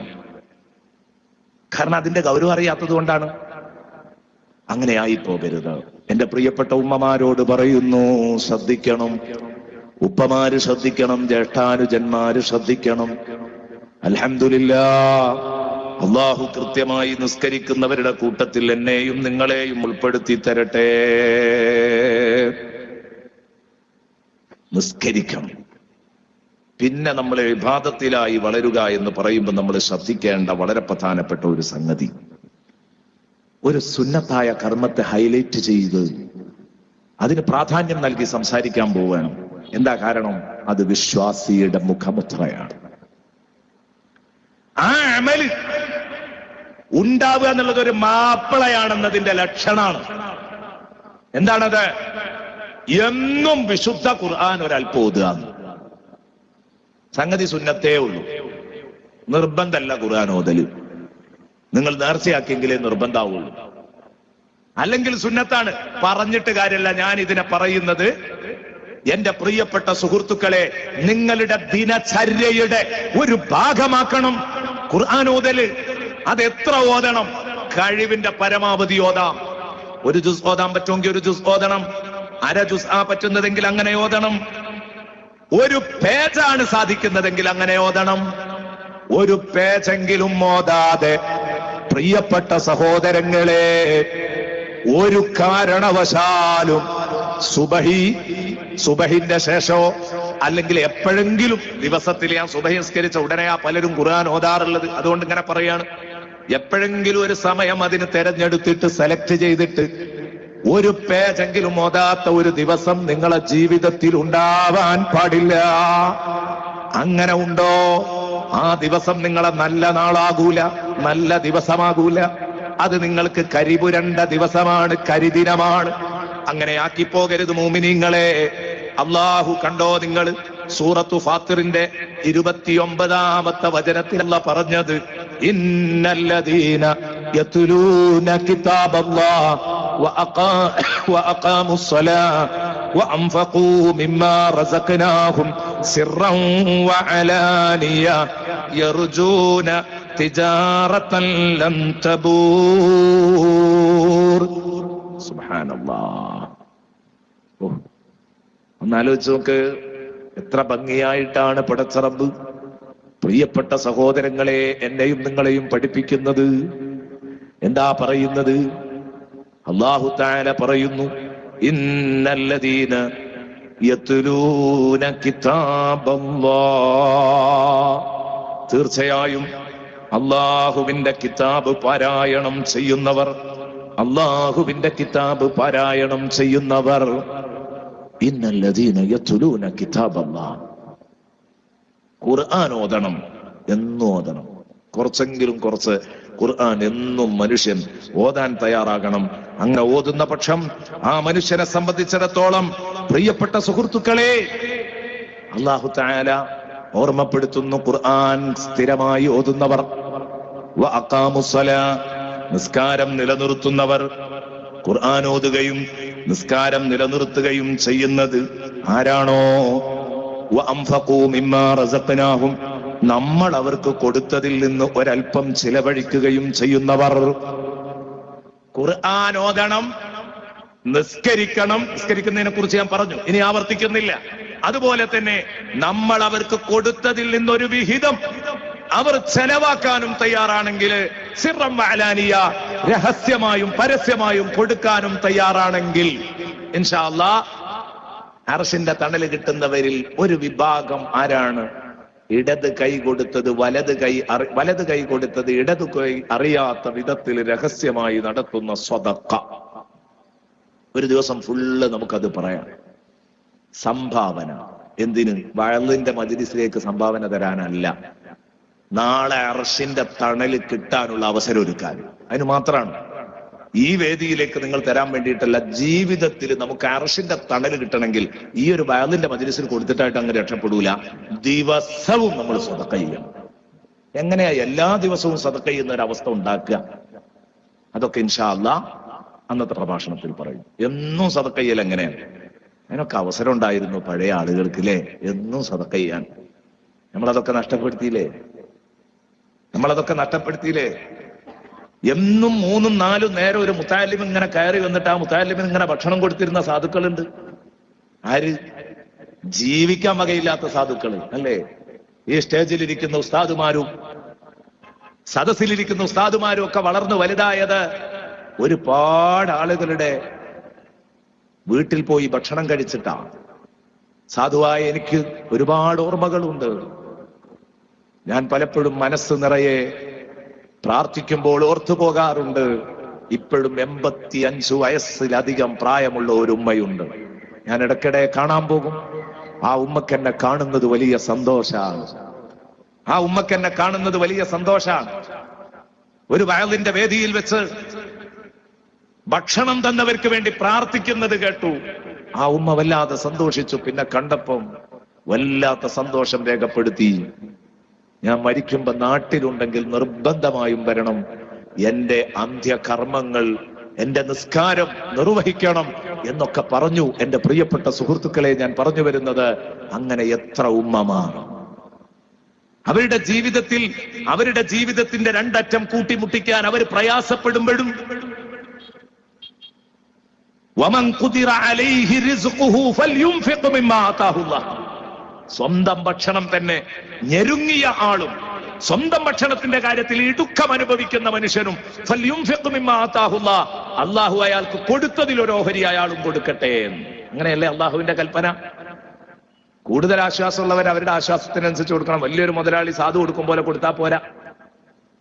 ലിയുൻഫിഖ് ദൂ സഅത്തിൻ മിൻ സഅതിഹി വമൻ ഖുദിറ അലൈഹി റിസ്ഖുഹു ഫൽയുൻഫിഖ് മിമ്മാ ആതാഹുല്ലാഹ്. അല്ലാഹു തആല പറയുന്നത് കാണാം, സൂറത്തു തലാഖിലായിരിക്കും. ഞാൻ പറഞ്ഞു വരുന്നത്, എന്റെ പ്രിയപ്പെട്ട സുഹൃത്തുക്കളെ, ആശ്വാസമുള്ളവൻ ആശ്വാസത്തിനനുസരിച്ചും പ്രയാസമുള്ളവൻ അവൻ അല്ലാഹ് കൊടുത്തതിലൊരോഹരിയും കൊടുക്കട്ടെ. അന്നൊക്കെ ഒരു മുതഅല്ലിമിന് ചോറ് കൊടുക്കാൻ അവർ കഷ്ടപ്പെട്ടിരുന്നത് വലിയ കഷ്ടപ്പാടായിരുന്നു. ഇൻഷാ അല്ലാഹ് ആ ഒരു ചർച്ച ഇനി നമുക്കിവിടെ കടന്നു വരാനുണ്ട്. അപ്പൊ അതുകൊണ്ട് ഞാൻ പറയുന്നു, ഇന്ന് ഒറ്റ വാക്കിൽ പറയുകയാണ്, ആദ്യമായി ഈ ആയത്തിൽ പരാമർശിച്ചത് ഫർളായ നിസ്കാരമല്ല. മഹാന്മാര് പറയുന്നു, ഫർളായ നിസ്കാരം പറയുന്നതിന്റെ മുമ്പ് അല്ലാഹ് പറഞ്ഞു തുടങ്ങിയത് ഇന്നല്ലദീന യത്ലൂന കിതാബല്ലാഹ്, ഖുർആൻ ഓതുന്നവർ, നിസ്കരിക്കുന്നവർ, സദഖ ചെയ്യുന്നവർ, യർജൂന തിജാറതൻ ലൻ തബൂർ, അവർക്ക് പ്രതീക്ഷിക്കാൻ വകുപ്പുണ്ട്, അവർക്ക് പ്രതീക്ഷിക്കാൻ കഴിയും. എന്ത്? തിജാറതൻ ലൻ തബൂർ, ഒരിക്കലും നഷ്ടപ്പെടാത്ത കച്ചവടം അവർക്ക് പ്രതീക്ഷിച്ചു കൊള്ളാം. ജീവിതം ഒരു കച്ചവടമാണ്. ഇത് ലാഭത്തിലോ നഷ്ടത്തിലോ കലാശിച്ചത് എന്നറിയുന്നത് നാളെ പരലോകത്ത് ലാഭനഷ്ടങ്ങളുടെ കണക്കെടുക്കുന്ന നാളിലാണ്. സൂറത്തു തഗാബുൻ, അങ്ങനെ ഒരു അധ്യായം തന്നെ ഖുർആനിലുണ്ട്. സൂറത്തു തഗാബുനിൽ അല്ലാഹു യൗമുൽ ഖിയാമയെ വിശേഷിപ്പിച്ചത് യൗമുത് തഗാബുൻ എന്നാണ്, ലാഭനഷ്ടങ്ങളുടെ ദിനമെന്നാണ്. അതേ, ജീവിത കച്ചവടം ലാഭത്തിലോ നഷ്ടത്തിലോ എന്റേത് കലാശിച്ചതെന്ന് തിരിച്ചറിയുന്ന ദിവസത്തില് അന്ന് എന്റെ ജീവിത കച്ചവടത്തിന്റെ റിസൾട്ട് വരോ. അന്ന് ലാഭമായിരിക്കണം, അന്ന് നഷ്ടമായിരിക്കരുത്. അന്ന് ലാഭം പ്രതീക്ഷിക്കാൻ പറ്റുന്ന ആളുകൾ ആരാണ്? അതിലൊന്നാമതായി, നമ്പർ 1 അള്ളാഹു എണ്ണിയത് ഖുർആൻ ഓതുന്നവരെയാണ്. പോരെ, ഇതിലധികം എന്തു വേണം ഇതിന് പ്രാധാന്യം പറയാൻ? അതുകൊണ്ട് ഖുർആൻ ഓതാത്ത ഒരൊറ്റ വീട്ടുകാരും ഉണ്ടാവരുത്. ഇന്ന് ഞാൻ പറയുന്നു, ഈ ഖുർആനോത്തിന്റെ കാര്യത്തിൽ പലരും പിന്നിലാണ്. ഖുർആൻ ഓതുന്ന കാര്യത്തിൽ പലരും പിന്നിലാന്ന് പറഞ്ഞാൽ എങ്ങനെ അറിയോ? പലർക്കും ഇന്ന് എല്ലാം സ്വന്തമായിട്ടുണ്ട്. സ്വന്തമായിട്ടൊരു മൊബൈൽ ഇല്ലാത്തവരാരെങ്കിലും ഈ സദസ്സിലുണ്ടോ? ഉണ്ടാവൂല. ഉണ്ടെങ്കിൽ ചിലപ്പോൾ ആരെങ്കിലും 1-2 പോയത്തക്കാരുണ്ടായേക്കാം, അല്ലെ? സ്വന്തമായിട്ടൊരു മൊബൈൽ ഇല്ലാത്തവരുണ്ടോ എന്ന് ചോദിച്ചാൽ അതുണ്ടാവാൻ വളരെ പ്രയാസമാണ്. പക്ഷെ ഞാനത് ചോദിക്കാത്തതും കൈ പൊക്കാൻ പറയാത്ത ഒരു സദസ്സിന് ചോദിച്ചപ്പോൾ ഒരാൾ കൈ പൊക്കി. അതുകൊണ്ടാണ്. അങ്ങനെ ആരെങ്കിലും ഒക്കെ ഉണ്ടാവും ചിലപ്പോ. പിന്നെ നമ്മളോട് അദ്ദേഹത്തോട് അത് പറയല്ല, നിർവാഹമില്ല, ഈ കാലഘട്ടത്തിലെ പോയത്തക്കാരനാങ്ങൾ, അല്ലേ? പക്ഷെ അയാളാണ് ബുദ്ധിയുള്ളവൻ, അത് വേറെ വിഷയം. ഞാൻ പറഞ്ഞു വരുന്നത്, സ്വന്തമായിട്ട് മൊബൈൽ ഇല്ലാത്തവനില്ല ഒന്നോ. പാൻസിന്റെ ഈ പോക്കറ്റിലുണ്ടാവും, ഈ പോക്കറ്റിലുണ്ടാവും, കുപ്പായത്തിലുണ്ടാവും, ഒക്കെ ഉണ്ടാകും. അതും ചെറിയ ചെറിയ മൊബൈലുകളൊന്നുമല്ല. ഒരു ഉപ്പ അടുത്ത ദിവസം പറഞ്ഞു, ഉസ്താദെ എല്ലാവരും സ്ലൈറ്റുമായിട്ടാ ഇപ്പൊ നടക്കുന്നത്, ഒക്കെ വലിയ വലിയ സ്ലൈറ്റുമായിട്ടാ കുട്ടികളൊക്കെ നടക്കുന്നത്. ചെറിയ മൊബൈലുകളല്ല കയ്യിലുള്ളത്. നമ്മളെ സമയം കൊല്ലുന്നത്, ഭൂരിഭാഗവും കൊന്നുകളയുന്നത് ഈ യന്ത്രമാണ്, സംശയിക്കണ്ട. ഏതാവട്ടെ, ഞാൻ പറഞ്ഞു വരുന്നത്, മൊബൈൽ ഇല്ലാത്തവരില്ല. സ്വന്തമായിട്ട് വസ്ത്രമില്ലാത്തവരുണ്ടോ? എത്ര കൂട്ടമുണ്ട്. സ്വന്തമായിട്ട് വീടില്ലാത്തവരുണ്ടോ? ഒരു പക്വമായ പ്രായത്തിലെത്തിയവർക്ക്. സ്വന്തമായിട്ട് ജോലിയില്ലാത്തവരുണ്ടോ? സ്വന്തമായിട്ട് ഭാര്യ, മക്കള്, ഇതൊക്കെ നിങ്ങൾക്ക് എല്ലാം നിങ്ങൾ സ്വന്തമാക്കി വെച്ചിട്ടുണ്ട്. സ്വന്തമായിട്ട് നിങ്ങൾക്കില്ലാത്ത ഒരൊറ്റ സാധനമാണുള്ളത്. അതെന്താണ്? മാപ്പിളമാരിൽ പലർക്കും സ്വന്തമായൊരു മുസ്ഹഫില്ല. ഉണ്ട് എന്ന് പറയാൻ കഴിയുന്നവർ എത്ര പേരുണ്ട്? അത് ധൈര്യമായിട്ട് വേണമെങ്കിൽ സദസ്സിൽ ഒരു കണക്കെടുപ്പ് നടത്താം. ഞാൻ നിങ്ങളെ മാനം കെടുക്കാൻ ഉദ്ദേശിക്കുന്നില്ല, അതുകൊണ്ടാ ചോദിക്കാതിരിക്കുന്നത്. സ്വന്തമായിട്ടൊരു മുസ്ഹഫ്, എന്റേതായിട്ടൊരു മുസ്ഹഫ് വീട്ടിലുള്ളവർ ഒന്ന് എഴുന്നേറ്റ് നിൽക്കുന്ന് പറഞ്ഞു കഴിഞ്ഞാൽ, എണീക്കണ്ടോ, ഞാൻ അതിന് പറഞ്ഞതല്ല, അത് പറഞ്ഞു കഴിഞ്ഞാൽ വളരെ കുറച്ച് ആളുകൾക്ക് നിൽക്കാനുണ്ടാവുള്ളൂ. മുസ്ഹഫ് വീട്ടിൽ മുസ്ഹഫ് ഉണ്ടോന്നല്ല ചോദിച്ചേട്ടോ, ശരിക്കും ശ്രദ്ധിക്കണം. ബുക്ക് സ്റ്റാൾ നടത്തുന്നുണ്ടോ? അവിടെ കുറെ മുസ്ഹഫ് ഉണ്ടാവും. ചിലപ്പോ വീട്ടില് ഷോക്കേഴ്സിൽ കുറെ മുസ്ഹഫ് ഉണ്ടാവും. ഞാൻ ചോദിക്കുന്നത്, നിങ്ങൾ ഉപയോഗിക്കുന്ന മുസ്ഹഫ് ഉണ്ടോന്നാ. ഓതുന്ന മുസ്ഹഫ് ഉണ്ടോ? നേരത്തെ ചോദിച്ചതിന്റെ അർത്ഥം അത് തന്നെ. ഉപയോഗിക്കുന്ന വസ്ത്രം, ഉപയോഗിക്കുന്ന വീട്, ഉപയോഗിക്കുന്ന മൊബൈല്, ഉപയോഗിക്കുന്ന ചെരുപ്പ്, ഉപയോഗിക്കുന്ന വാഹനം, ഇതൊക്കെ നമ്മൾ ഉപയോഗിക്കുന്നതാ. നേരെ മറിച്ച് തീരെ ഉപയോഗമല്ലാതെ കിടക്കുന്ന ഒരു സാധനം ഉണ്ട്, അത് മുസ്ഹഫാണ്. എല്ലാരും ഒരേലും ഉണ്ട് സാധനം. ഷോക്കേസിലൊക്കെ നിറഞ്ഞു കിടക്കല്ലേ മുസ്ഹഫ്, തരം തരം. ഏതെല്ലാം അടിപൊളി മുസ്ഹഫുകൾ, ഗൾഫ് എഡിഷനുകൾ, അടിപൊളി മുസ്ഹഫുകൾ ഇങ്ങനെ എല്ലാവരുടെ വീട്ടിലും ഉണ്ട്. പക്ഷെ ചില വീടുകളിലൊക്കെ ചെന്നിട്ട് ഈ നിരത്തി വെച്ചിരിക്കുന്ന മുസ്ഹഫൊക്കെ ഇങ്ങനെ നമ്മൾ എടുത്തു നോക്കുകയാണെങ്കിൽ ആകെ പൊടി പിടിച്ച് കിടക്കുന്നുണ്ടാവും. കാരണം ഇത് ഇങ്ങനെ പൊടി കെട്ടാൻ കാരണം, ഇത് അന്ന് കുടിയിരിക്കാൻ വേണ്ടി കേറുമ്പോഴേ അങ്ങനെ ഒരു പരിപാടി അല്ലേ, ഒരു മുസ്ഹഫ് ആയിട്ട് ഇങ്ങനെ കേറുകയാണ്. വീട്ടിക്ക് ഗൃഹപ്രവേശം, അത് ഉദ്ഘാടനം ചെയ്യുന്ന സമയത്ത് ഒരു മുസ്ഹഫും ഒരു മൗലിദ് കിതാബും ഒക്കെ ആയിട്ട് കയറുന്ന നല്ല ഒരു പതിവുണ്ടായിരുന്നു. ഇന്ന് അതും വേണ്ടാന്ന് വെക്കുന്നുണ്ട് ചിലർ. സുബ്ഹാനല്ലാഹ്, അതൊക്കെ ഒരു ബറക്കത്ത് തന്നെയാണ്. എന്നിട്ട് അത് അന്ന് അവിടെ കൊണ്ടുപോയി വെച്ചതാ, പിന്നെ അത് മറിച്ചിട്ടില്ല, ഓതിയിട്ടില്ല. മദ്രസയിൽ നിന്ന് ഖുർആൻ ഓതി തീർത്തു എന്നതിലപ്പുറം, തീർന്നിട്ടുണ്ടെന്ന് വിശ്വസിക്കുന്നതിലപ്പുറം, എന്റെ പ്രിയപ്പെട്ട സുഹൃത്തുക്കളെ, ഒരു തവണ ജീവിതത്തില് ഒരിക്കൽ പോലും മുസ്ഹഫ് ആദ്യം മുതൽ അവസാനം വരെ ഓതി തീർക്കാത്ത മനുഷ്യരുണ്ട്. എവിടെയാണ് നമുക്ക് വശാബുന്ന ഷാഫി ഇബാദത്തില്ല പറയാൻ അവകാശം? എനിക്ക് മനസ്സിലാകുന്നില്ല. ഒരു തവണ പോലും. നമ്മളാ പറയുന്നത് ഏത്? നഫീസത്ത് ബീവിയെ കുറിച്ച് നമ്മൾ പറയാണ്, നഫീസത്ത് ബീവി അങ്ങനെയാണ് ഇങ്ങനെയാണ്. സ്വന്തം ഖബറിൽ കിടന്നിട്ട് 6000 ഖത്മുകൾ ഓതി എന്നൊക്കെ പറയുമ്പോൾ അതൊക്കെ പറഞ്ഞ് നമ്മളിങ്ങനെ വണ്ണം വെക്കുകയാണ്. പ്രസംഗിക്കുന്ന എന്റെയും കേൾക്കുന്ന നിങ്ങളിൽ പലരുടെയും അവസ്ഥ ഇതാണ്. നമ്മൾ എത്ര എണ്ണം ഓതി? 6000 ജീവിതത്തിൽ മൊത്തം ഓതിയോ? 6000 പോവട്ടെ 600 ഓതിയോ? 600 പോവട്ടെ 60 ഓതിയോ? 6 ഖത്മ് പോലും എന്റെ ജീവിതത്തിലായി എന്ന് പറയാൻ ധൈര്യമില്ലാത്തവരില്ലേ? റമദാനിൽ പോലും ഖുർആൻ ഒരു ഖത്മ് തീർക്കണമെന്ന് ബുദ്ധിയും ചിന്തയുമില്ലാത്ത എത്ര മനുഷ്യന്മാരാണ് നമ്മളുടെ കൂട്ടത്തിലുള്ളത്? ഞാൻ പറയുന്നു, ബാക്കിയുള്ളതൊക്കെ ഭാഗികമായി നടക്കുമ്പോഴും പൂർണ്ണമായി അവഗണിക്കപ്പെട്ട ഒരു ഇബാദത്തുണ്ടെങ്കിൽ ഖുർആൻ പാരായണമാണ്. ഖുർആൻ പാരായണം. മുസ്ഹഫ് ഓതുന്ന ഒരു സിസ്റ്റത്തിലേക്ക് നിങ്ങൾ വന്നേ പറ്റൂ, പരലോകം കിട്ടണമെങ്കിൽ. നബി സല്ലല്ലാഹു അലൈഹി വസല്ലം പറഞ്ഞതല്ലേ, ഖുർആൻ നാളെ അത് ഓതുന്ന ആളുകൾക്ക് ഷഫീആയിട്ട് വരും. ഖിയാമത്ത് നാളിൽ ഷഫീഉനാ റസൂലുള്ളാഹി, ശുപാർശകനായി വരും. ഖുർആൻ ശുപാർശകനായി വരും. ഇവൻ എന്നെ നിത്യമായി പാരായണം ചെയ്തവനാണ്, ഇവനെ നീ ഹായിബാക്കരുത് പടച്ചോനെ എന്ന് ഖുർആൻ വന്ന് പറയും.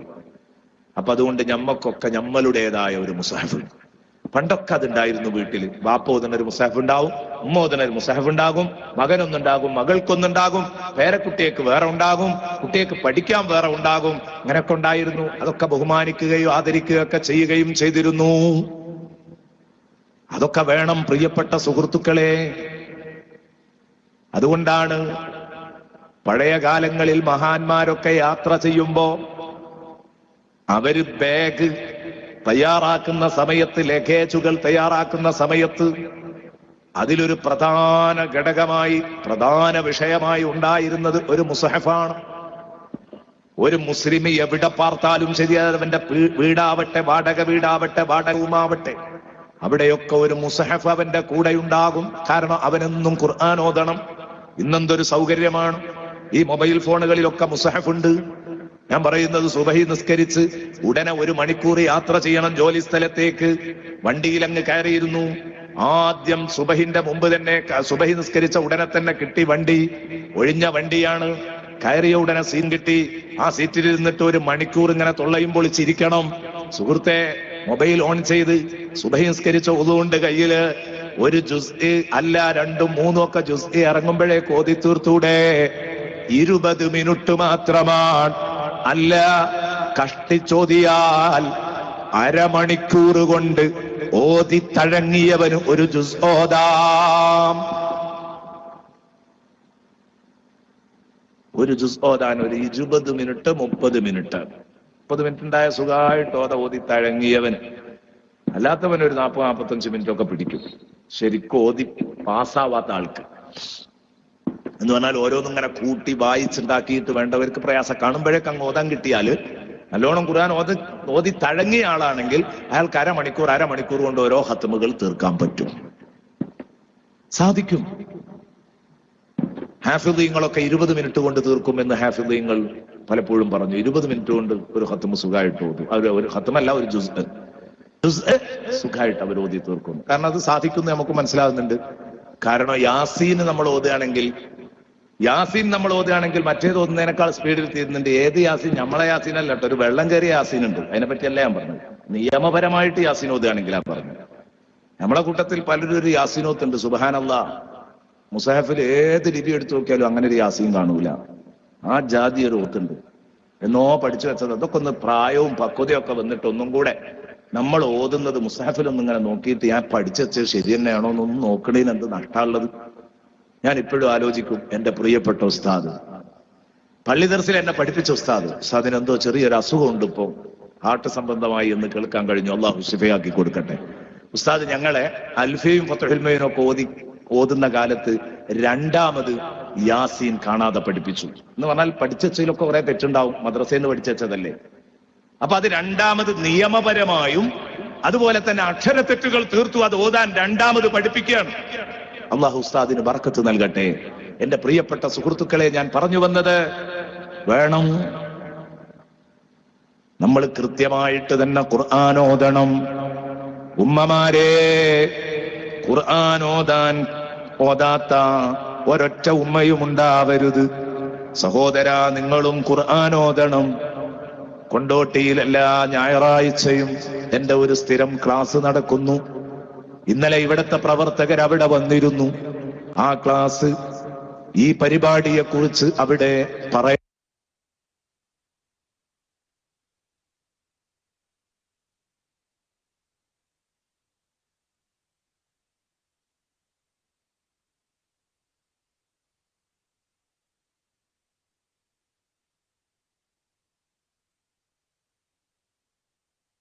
ബന്ധങ്ങളാക്കി തരട്ടെ അല്ലാഹു റബ്ബുൽ ഇസ്സത്ത്. നമ്മുടെ ഒക്കെ ബന്ധങ്ങൾ, നിങ്ങൾ ഈ വന്നിരിക്കുന്നതും ഞാൻ പറയുന്നതും കേൾക്കുന്നതുമൊക്കെ അല്ലാഹു സ്വർഗത്തിലേക്ക് എത്താനുള്ള കാരണമാക്കി തരട്ടെ. ഈ പ്രിയപ്പെട്ട മുഅ്മിനീങ്ങളെ, തന്നെ നാളെ സുബഹിക്ക് ആരംഭിക്കും. പ്രിയപ്പെട്ട മുസ്ലിമേ, പ്രിയപ്പെട്ട മുസ്ലിമത്തെ, ഒരു നിയ്യത്ത് ഖുർആൻ ഓതാൻ തുടങ്ങുക. അല്ലാഹു ഖബൂലാക്കട്ടെ. ഈ സദസ്സിന് ഒരു തീരുമാനം എടുക്കുക. ഇനി എന്റെ ഒരൊറ്റ ദിവസവും ഖുർആൻ ഓതാത്തത് ഉണ്ടാവില്ല. തപ്പിപ്പിടിച്ച് ഖുർആൻ ഓതിയാൽ അതിന് കൂടുതൽ കൂലിയാ. ഓതാൻ അറിയാത്ത ഉപ്പാരൊക്കെ ഉണ്ടാകും, പക്ഷെ ഉപ്പാർക്കും ഒക്കെ ഖുർആൻ ഓതാൻ അറിയും. ഇപ്പത്തെ ഇംഗ്ലീഷ് മീഡിയത്തിലെ കുട്ടികളാ ഇപ്പൊ കൊടുക്കുക അല്ലേ? പലപ്പോഴും നന്നായി ഖുർആൻ ഓതാൻ വളരെ പ്രയാസപ്പെട്ടു പോകുന്നു. പലപ്പോഴും മദ്രസ വിദ്യാഭ്യാസത്തിന് പ്രസക്തി കുറഞ്ഞു പോകുന്നു. നിങ്ങളെ മക്കളെ ഇംഗ്ലീഷ് മീഡിയങ്ങളിലൊക്കെ പഠിപ്പിക്കുന്ന കുട്ടികളെ ഞാൻ പറയുന്ന, ഒരു ഉസ്താദിനെ ട്യൂഷന് വെച്ചു കൊടുത്തിട്ടെങ്കിലും ഖുർആൻ മാത്രം ഒന്ന് ആ കുട്ടിക്ക് പഠിപ്പിക്കണം.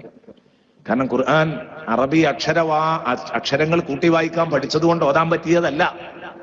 ഖുർആൻ അതിനൊരു പാരായണ രീതിശാസ്ത്രമുണ്ട്. ആ രീതിശാസ്ത്രം അനുസരിച്ച് തന്നെ ഖുർആൻ ഓതണം. അല്ലാഹു തആല എന്നെയും നിങ്ങളെയും സ്വീകരിക്കട്ടെ, പടച്ച റബ്ബ് സ്വീകരിക്കട്ടെ. അതുകൊണ്ട് ഖുർആൻ ഓതുന്ന നല്ല ഒരു ശീലം എല്ലാവരും വളർത്തിയെടുക്കണം പ്രിയപ്പെട്ട സഹോദരങ്ങളെ. അല്ലാഹു റബ്ബുൽ ഇസ്സത്ത് എല്ലാവരെയും ഖുർആൻ ഓതുന്നവരുടെ കൂട്ടത്തിൽ അല്ലാഹു റബ്ബുൽ ഇസ്സത്ത്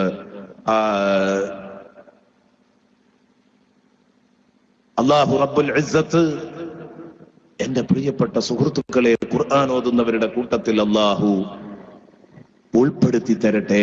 ആമീൻ എന്ന് ദുആ ചെയ്യുകയാണ്. ഞാൻ കൊണ്ടോട്ടി ക്ലാസിനെ കുറിച്ച് ഇവിടെ പറഞ്ഞു. 15 കൊല്ലായി തുടങ്ങിയിട്ടെന്നും പറഞ്ഞു. ആ ക്ലാസ്സിന് വേണ്ടി ഒരുപാട് ആളുകൾ, 9 പേരെ കൊണ്ട് തുടങ്ങിയതാ. 100-100 ആളുകളുണ്ട്. ഞാൻ എന്തിനാ വീണ്ടും അത് ആവർത്തിക്കുന്നതെന്നറിയോ? ആ ക്ലാസ് സ്ഥിരമായി ലൈവായിട്ട് അപ്പ നിങ്ങളുടെ വീട്ടിൽ നിന്ന് കേൾക്കാനുള്ള സൗകര്യം നമ്മുടെ പ്രിയപ്പെട്ട സ്നേഹിതൻ ഒരുക്കി തരുന്നുണ്ട്. ഇദ്ദേഹം എന്നും അവിടെ വരാറുണ്ട്. മീഡിയ മിഷൻ അതിന്റെ പ്രവർത്തകനാണ്. നമ്മുടെ സംഘടനയുടെ ഔദ്യോഗിക ക്ലാസ് റൂമാണ്. ഇതിലെന്നും അത് ലൈവായിട്ട് അദ്ദേഹം കൊടുക്കാറുണ്ട്. ഇത് പറയാൻ വേണ്ടിയിട്ടാണ് ഞാൻ വീണ്ടും അത് പറഞ്ഞത്. നിങ്ങൾക്കൊക്കെ വേണമെങ്കിൽ ശ്രദ്ധിക്കാം. എല്ലാ ഞായറാഴ്ചയും രാവിലെ മീഡിയ മിഷനിൽ ശ്രദ്ധിക്കുകയാണെങ്കിൽ 7 മണി മുതൽ 6:50 തുടങ്ങും. ഒരു 7 മണി മുതൽ 8:15, 8:30 വരെ ആ ക്ലാസ് എന്നും ഉണ്ടാവും. വിശുദ്ധ ഖുർആനിലെ ഒരായത്തോ, ചിലപ്പോ ഒരു അര ആയത്തോ, ചിലപ്പോ 2 ആയത്തോ. കാരണം അവിടെ തീരുക എന്നുള്ളത് ലക്ഷ്യമല്ല. അൽഹംദുലില്ലാഹ് 15 കൊല്ലായി. ഇപ്പൊ ഒരു 10-26 ജുസൊക്കെ ആയിട്ടുണ്ടാകുമെന്നാണ്. ഞാൻ എണ്ണി നോക്കിയിട്ടില്ല കറക്റ്റ്. എന്ന് പറഞ്ഞാൽ തർത്തീബായിട്ട് ഇങ്ങനെ വരികയല്ല, തെരഞ്ഞെടുക്കപ്പെട്ട അധ്യായങ്ങൾ ഇങ്ങനെ. അതിൽ ഏറ്റവും വലിയ അധ്യായങ്ങളൊക്കെ അവിടെ ബാക്കി നിന്നിരുന്നു. അൽ-ബഖറ, ആലു ഇമ്രാനൊക്കെ. അൽ-ബഖറ തീർന്നു. അൽ-ബഖറ 4 കൊല്ലം കൊണ്ടാണ് അൽ-ബഖറ തീർന്നത്. 4 കൊല്ലം നീണ്ടു നിന്നിട്ടുണ്ട് അൽ-ബഖറയുടെ ചർച്ച മാത്രം. അൽഹംദുലില്ലാഹ്, അല്ലാഹു സ്വീകരിക്കട്ടെ.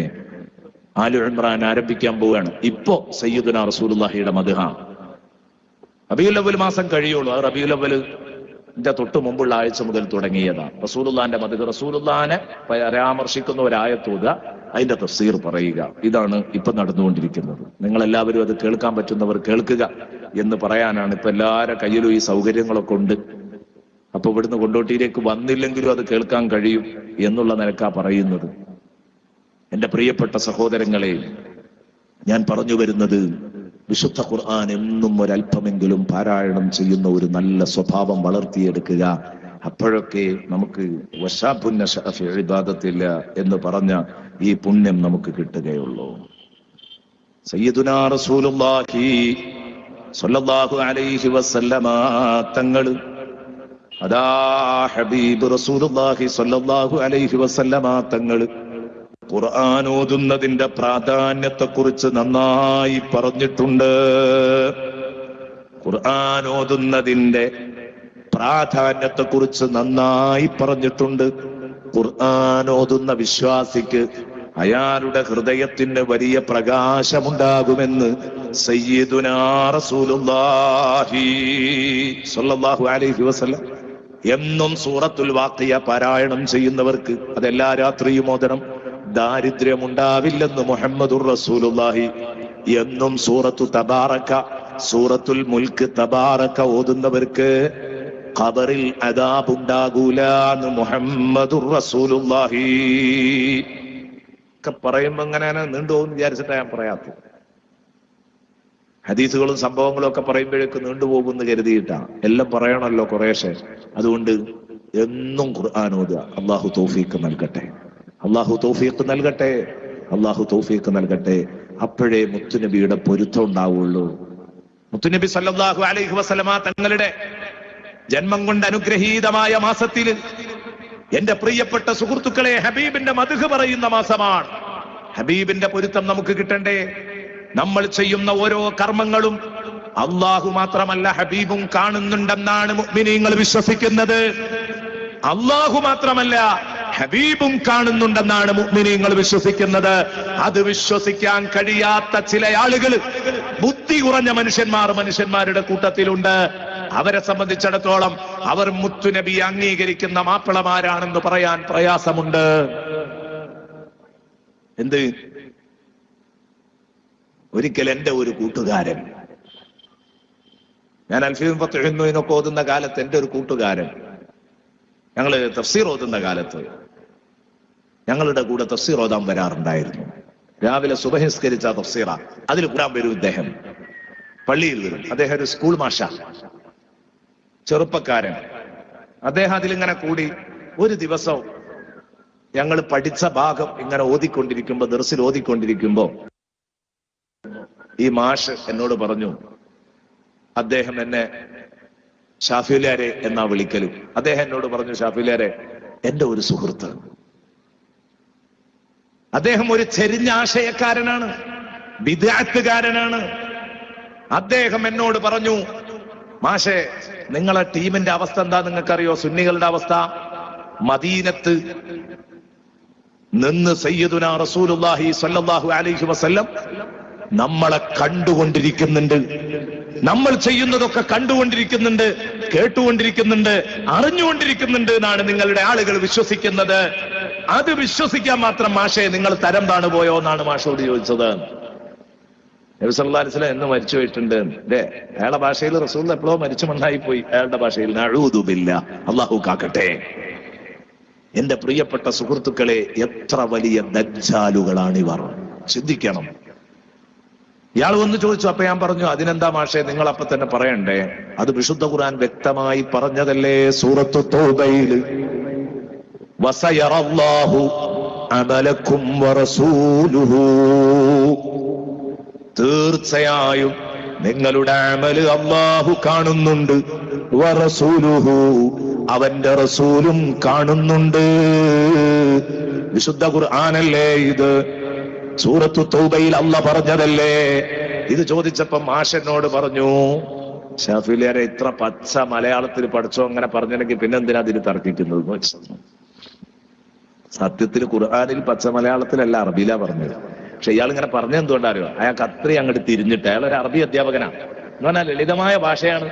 വസയറല്ലാഹു അമലക്കും വറസൂലുഹു, അതാ അയാൾ പച്ച മലയാളത്തിൽ എന്നൊക്കെ പറഞ്ഞത്. എന്ന് പറഞ്ഞാൽ ഇത്രയും മനസ്സിലാകുന്ന ഭാഷയിൽ ലളിതമായിട്ട് പഠിച്ചോ പറഞ്ഞിട്ട് പിന്നെ തിരി തർക്കിക്കേണ്ടതുണ്ടോ? പിന്നെ ഉറപ്പ് തന്നെയല്ലേ? ഞാൻ പറഞ്ഞു, അതല്ലേ ഇവർക്ക് അന്തമില്ല എന്ന് പറയുന്നത്. അദ്ദേഹം ചെന്നത് പറഞ്ഞു. പറഞ്ഞപ്പോൾ ആ കൂട്ടുകാരൻ ഇദ്ദേഹത്തോട് പറഞ്ഞത്രേ, അങ്ങനെ ഉണ്ടെങ്കിൽ അത് ഞാൻ നാളെ പറഞ്ഞു തരാം അതിന്റെ മറുപടി. എന്തിനാ ഈ നാളത്തേക്ക് നീട്ടി വെക്കുന്നതെന്നറിയോ? ഇനി ഇതിന് ദുർവ്യാഖ്യാനം ഏതെങ്കിലും ചെലുത്താൻ പറഞ്ഞു കൊടുക്കണം അല്ലേ? ഇതിന്റെ ദുർവ്യാഖ്യാനം മറ്റൊരു ആളിൽ നിന്ന് കിട്ടിയിട്ട് വേണം. അതിനാ നാളേക്ക് കാത്തിരിക്കുന്നു. എന്നോ പിറ്റേന്ന് വന്നിട്ട് പറഞ്ഞു, ഉസ്താദേ, അല്ല മാഷേ, നിങ്ങൾ ആ മൂലയർ പറ്റിച്ചിരിക്കുന്നു. ഞാനന്ന് ചെറിയൊരു മുത്താലിമാണ്, നിങ്ങളെ ആ മുസ്ലിയാർ പറ്റിച്ചിരിക്കുന്നു. ആ പറഞ്ഞ ആയത്തിന്റെ അർത്ഥം നാളെ പരലോകത്ത് വെച്ച് നിങ്ങളുടെ അമലുകളൊക്കെ സയ്യിദുനാ റസൂലുള്ളാഹിക്ക് പ്രദർശിപ്പിക്കപ്പെടും, അപ്പൊ അത് കാണുന്നതാണ് അതിന്റെ അർത്ഥം. സുബ്ഹാന മൻ ജല്ല ജലാലുഹു വസയറല്ലാഹു അമലക്കും വറസൂലുഹു. ഇയാൾ വന്ന് പറഞ്ഞു, അത് ആ പരലോകത്താണെന്ന് പറയണ്ട, അങ്ങനെയാണോ എന്ന് ചോദിച്ചു ഇയാൾ. അപ്പൊ ഞാൻ പറഞ്ഞു, നിങ്ങൾക്ക് അപ്പൊ തന്നെ ചോദിക്കായിരുന്നല്ലോ മാഷേ, ഈ ആയത്തിൽ ആദ്യം പറഞ്ഞത് വസയറല്ലാഹുന, അള്ളാഹു കാണുന്നാണ് ആദ്യം പറഞ്ഞത്. പിന്നെ ആ റസൂലുഹു പറഞ്ഞത് അള്ളാന്റെ റസൂല് കാണും. അപ്പൊ നിങ്ങൾ ചോദിക്ക്, ഈ ആയത്ത് പരലോകത്ത് വെച്ച് കാണുന്നാണ് ഇതിന്റെ അർത്ഥമെങ്കിൽ പടച്ചോനും അങ്ങനെ തന്നെയാണോ എന്നും ചോദിച്ചു നോക്കി. പടച്ചോനും പരലോകത്തെത്തി തന്നെ കാണുള്ളൂ, അത് അവന് ഇവിടുന്ന് കാണാൻ പറ്റൂലേ? അവന് ഇവിടുന്ന് കാണാൻ പറ്റൂലേ? നോക്കണം നിങ്ങൾ എന്റെ പ്രിയപ്പെട്ട സഹോദരങ്ങളെ, ഇതാണ് മുറിവൈദ്യൻ ദീൻ പൊളിക്കുമെന്ന് പറഞ്ഞത്. വസയറല്ലാഹു എന്ന് പറഞ്ഞാൽ ശേഷം കാണുന്നു പറഞ്ഞിട്ട് അത് പരലോകത്തേക്ക് നീട്ടിവെച്ചുപോയി. അല്ല, ദീനിനെ കുറിച്ച് വ്യക്തമായി അറിയാത്തവരാണ് ഇത്തരം ഭാഷകൾ പ്രയോഗിക്കുന്നത്. ഞാൻ എന്റെ പ്രിയപ്പെട്ട സുഹൃത്തുക്കൾക്ക് വേണ്ടി പറയാണ്, അള്ളാന്റെ റസൂലും അള്ളയും അവന്റെ റസൂലും തീർച്ചയായും കാണുമെന്നാണ് ഈ പറഞ്ഞതിന്റെ അർത്ഥം. വസയറല്ലാഹു അമലക്കും വറസൂലുഹു, നമ്മൾ ചെയ്യുന്ന അമലുകൾ കാണുന്നുണ്ട്. അപ്പൊ നമ്മളെ ഈ ജീവിത ശൈലിയൊക്കെ കാണുമ്പോ അള്ളാന്റെ റസൂല് നമ്മൾ ഖുർആൻ ഓതുന്നത് കാണുമ്പോഴും സുബഹി നിസ്കരിക്കുന്നത് കാണുമ്പോഴും അതെ നമ്മള് സ്വതക്ക ചെയ്യുന്നത് കാണുമ്പോഴും അള്ളാന്റെ മാർഗത്തിലായി ജീവിക്കുന്നത് കാണുമ്പോ റസൂലുള്ളാഹി മദീനത്ത് നിന്ന് നമ്മളെ നോക്കി സന്തോഷിക്കുകയും നമ്മൾ ചെയ്യുന്ന അനർത്ഥങ്ങൾ കാണുമ്പോ മുത്തുനബി വേദനിക്കുകയും ചെയ്യുന്നുണ്ട്. ഇതാണ് സത്യം. കാരണം അള്ളാഹുവിന്റെ റസൂലിനെ പറ്റി അള്ളാഹ് പറഞ്ഞത് ഇന്നാ അർസൽനാക ഷാഹിദാ, തങ്ങളെ നമ്മൾ പറഞ്ഞയച്ചത് ഈ ഉമ്മത്തിന് സാക്ഷിയായിട്ടാണ്. എന്ന് പറഞ്ഞാൽ ഈ ഉമ്മത്ത് എന്തൊക്കെ ഹൈറ് ചെയ്തു ഷർറ് ചെയ്തു, വിശ്വസിച്ചോ അവിശ്വസിച്ചോ, നിസ്കരിച്ചോ ഇല്ലയോ, നോമ്പ് നോറ്റോ ഇല്ലയോ, കള്ള് കുടിച്ചോ ഇല്ലയോ, മദ്യപിക്കുന്ന ചെറുപ്പക്കാരുണ്ടാവും, പലിശക്ക് കൊടുക്കുന്ന വാങ്ങുന്ന ചെറുപ്പക്കാരുണ്ടാകും, വേണ്ടാത്തരങ്ങൾ എന്തു ചെയ്യുമ്പോഴും നീല ചിത്രങ്ങൾ കണ്ടാസ്വദിക്കുന്ന ചെറുപ്പക്കാരും ചെറുപ്പക്കാരികളും ഉണ്ടാകും. എല്ലാവരോടുമായിട്ട് ഞാൻ പറയാണ്, ഒരു കാര്യം ശരിക്കും മനസ്സിൽ തട്ടണം.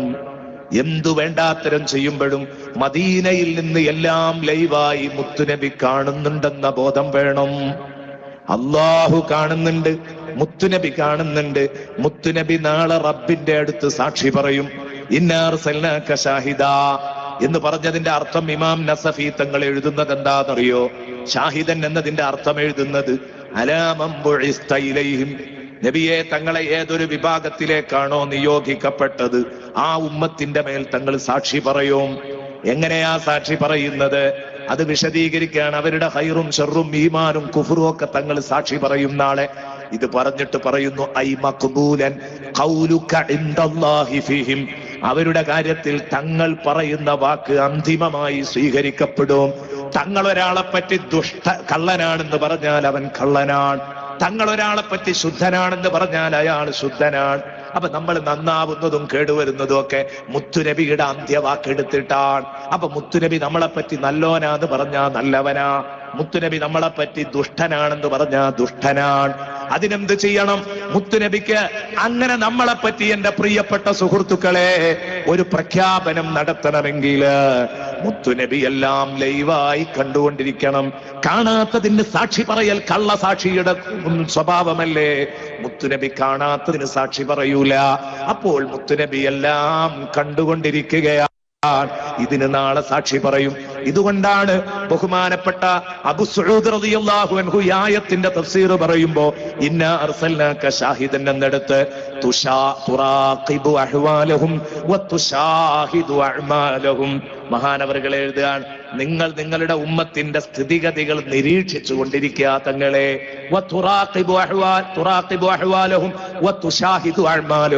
അവര് ചെയ്യുന്ന കർമ്മങ്ങൾ ലൈവായി അപ്പപ്പോൾ തങ്ങൾ കണ്ടുകൊണ്ടിരിക്കുന്നു തങ്ങളെ. മുശാഹദ, കണ്ണുകൊണ്ട് കാണുക.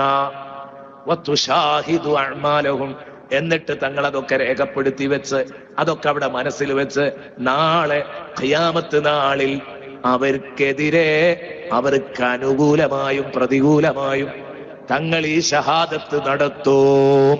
സയ്യിദുനാ റസൂലുള്ളാഹി തങ്ങളോട് അല്ലാഹ് പറഞ്ഞതാ. അപ്പൊ അല്ലാഹുവിന്റെ ഹബീബ് നമുക്ക് അനുകൂലമായി സാക്ഷി നിൽക്കുന്ന ഒരവസ്ഥ ഉണ്ടാക്കണം മുഅ്മിനീങ്ങളെ. ഇതുണ്ടാക്കിയില്ലെങ്കിൽ നമുക്ക് പരാജയമാണ്. സുബ്ഹാനല്ലാഹ്. ഈ സഹോദരൻ പോയി പിന്നെ അത് പറഞ്ഞു, അള്ളാഹുവും കാണുന്നില്ലേ? പിന്നെ ചോദിച്ച സമയത്ത് പ്രിയപ്പെട്ട സഹോദരങ്ങളെ, പടച്ച റബ്ബും കാണുന്നില്ലേ എന്ന് ചോദിച്ചതോടുകൂടെ ആ സഹോദരൻ കുടുങ്ങിപ്പോയി. പിന്നെ അയാൾക്ക് കാമാ പറയാനില്ല. കാരണം അതേത് പൊട്ടനും തിരിയല്ലോ. പടച്ചോൻ കാണുന്നില്ല എന്ന് പറയാൻ ഒരു മാപ്പിളക്ക് കഴിയോ? പിന്നെ അയാൾ മുസ്ലിമാണോ? എന്തിനാണ് ഞാൻ അള്ളാന്റെ റസൂലിനെ അങ്ങനെ കൊച്ചാക്കുന്നത്? ഒരു ബോധം അയാൾക്ക് വരും. ഞാൻ പറഞ്ഞു വരുന്നത് എന്റെ പ്രിയപ്പെട്ട സഹോദരങ്ങളെ, മുത്തുനബി മദീനയിൽ നിന്ന് കാണുന്നുണ്ട്, ഇടപെടുന്നുണ്ട്. മുത്തുനബി മദീനയിൽ നിന്ന് കണ്ടിടപെട്ടതിനൊരു ഉദാഹരണം പറയാമോ? ഒരു ഉദാഹരണം പറയാൻ പറ്റുമോ? പറ്റും. 100 കണക്കിന് സംഭവങ്ങളുണ്ട്, 100 ചില്ലാനം സംഭവങ്ങൾ. ബർക്കത്തിന് വേണ്ടി 101 സംഭവങ്ങൾ ഞാൻ ക്രോഡീകരിച്ചു വെച്ചിട്ടുണ്ട്. മദീനയിൽ നിന്ന് റസൂലുള്ളാഹി തങ്ങളുടെ ലൈവായ ഇടപെടലുകൾ കുറെ ഉണ്ട്. എന്തെല്ലാം അത്ഭുതകരമായ സംഭവങ്ങളൊക്കെ ഔദ്യോഗികമായി പ്രാമാണികമായി വിശ്വസിക്കാൻ പറ്റുന്ന കിതാബുകളിൽ സിയറു അഅലാമിൻ നുബല എന്ന ഗ്രന്ഥത്തിൽ ഒരു സംഭവം കാണാം. മുതഅല്ലിമീങ്ങൾ ആരും കേട്ടവരുണ്ടാകും, ഉസ്താദുമാരത് വായിച്ചവരും കേട്ടവരും ഒക്കെ ആയിരിക്കും. സാധാരണക്കാർക്ക് വേണ്ടി പറയാം. ഇമാം അസ്ബഹാനി റളിയല്ലാഹു അൻഹു, ഇമാം അസ്ബഹാനി റളിയല്ലാഹു അൻഹു പറയാണ്, ഞാനും ഇമാം ത്വബറാനിയും ഇമാം ഇബ്നു ഹിബ്ബാനും മദീനയിൽ നിൽക്കുകയാണ്.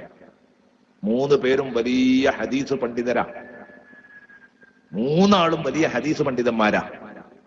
അവര് പറയുന്നത് ആരാണ്? ഇമാം അസ്ബഹാനി. ഇമാം അസ്ബഹാനി പറയുന്നു, ഞാനും ത്വബറാനിയും ഇബ്നു ഹിബ്ബാനും ഇവരൊക്കെ വലിയ മഹാന്മാരാ.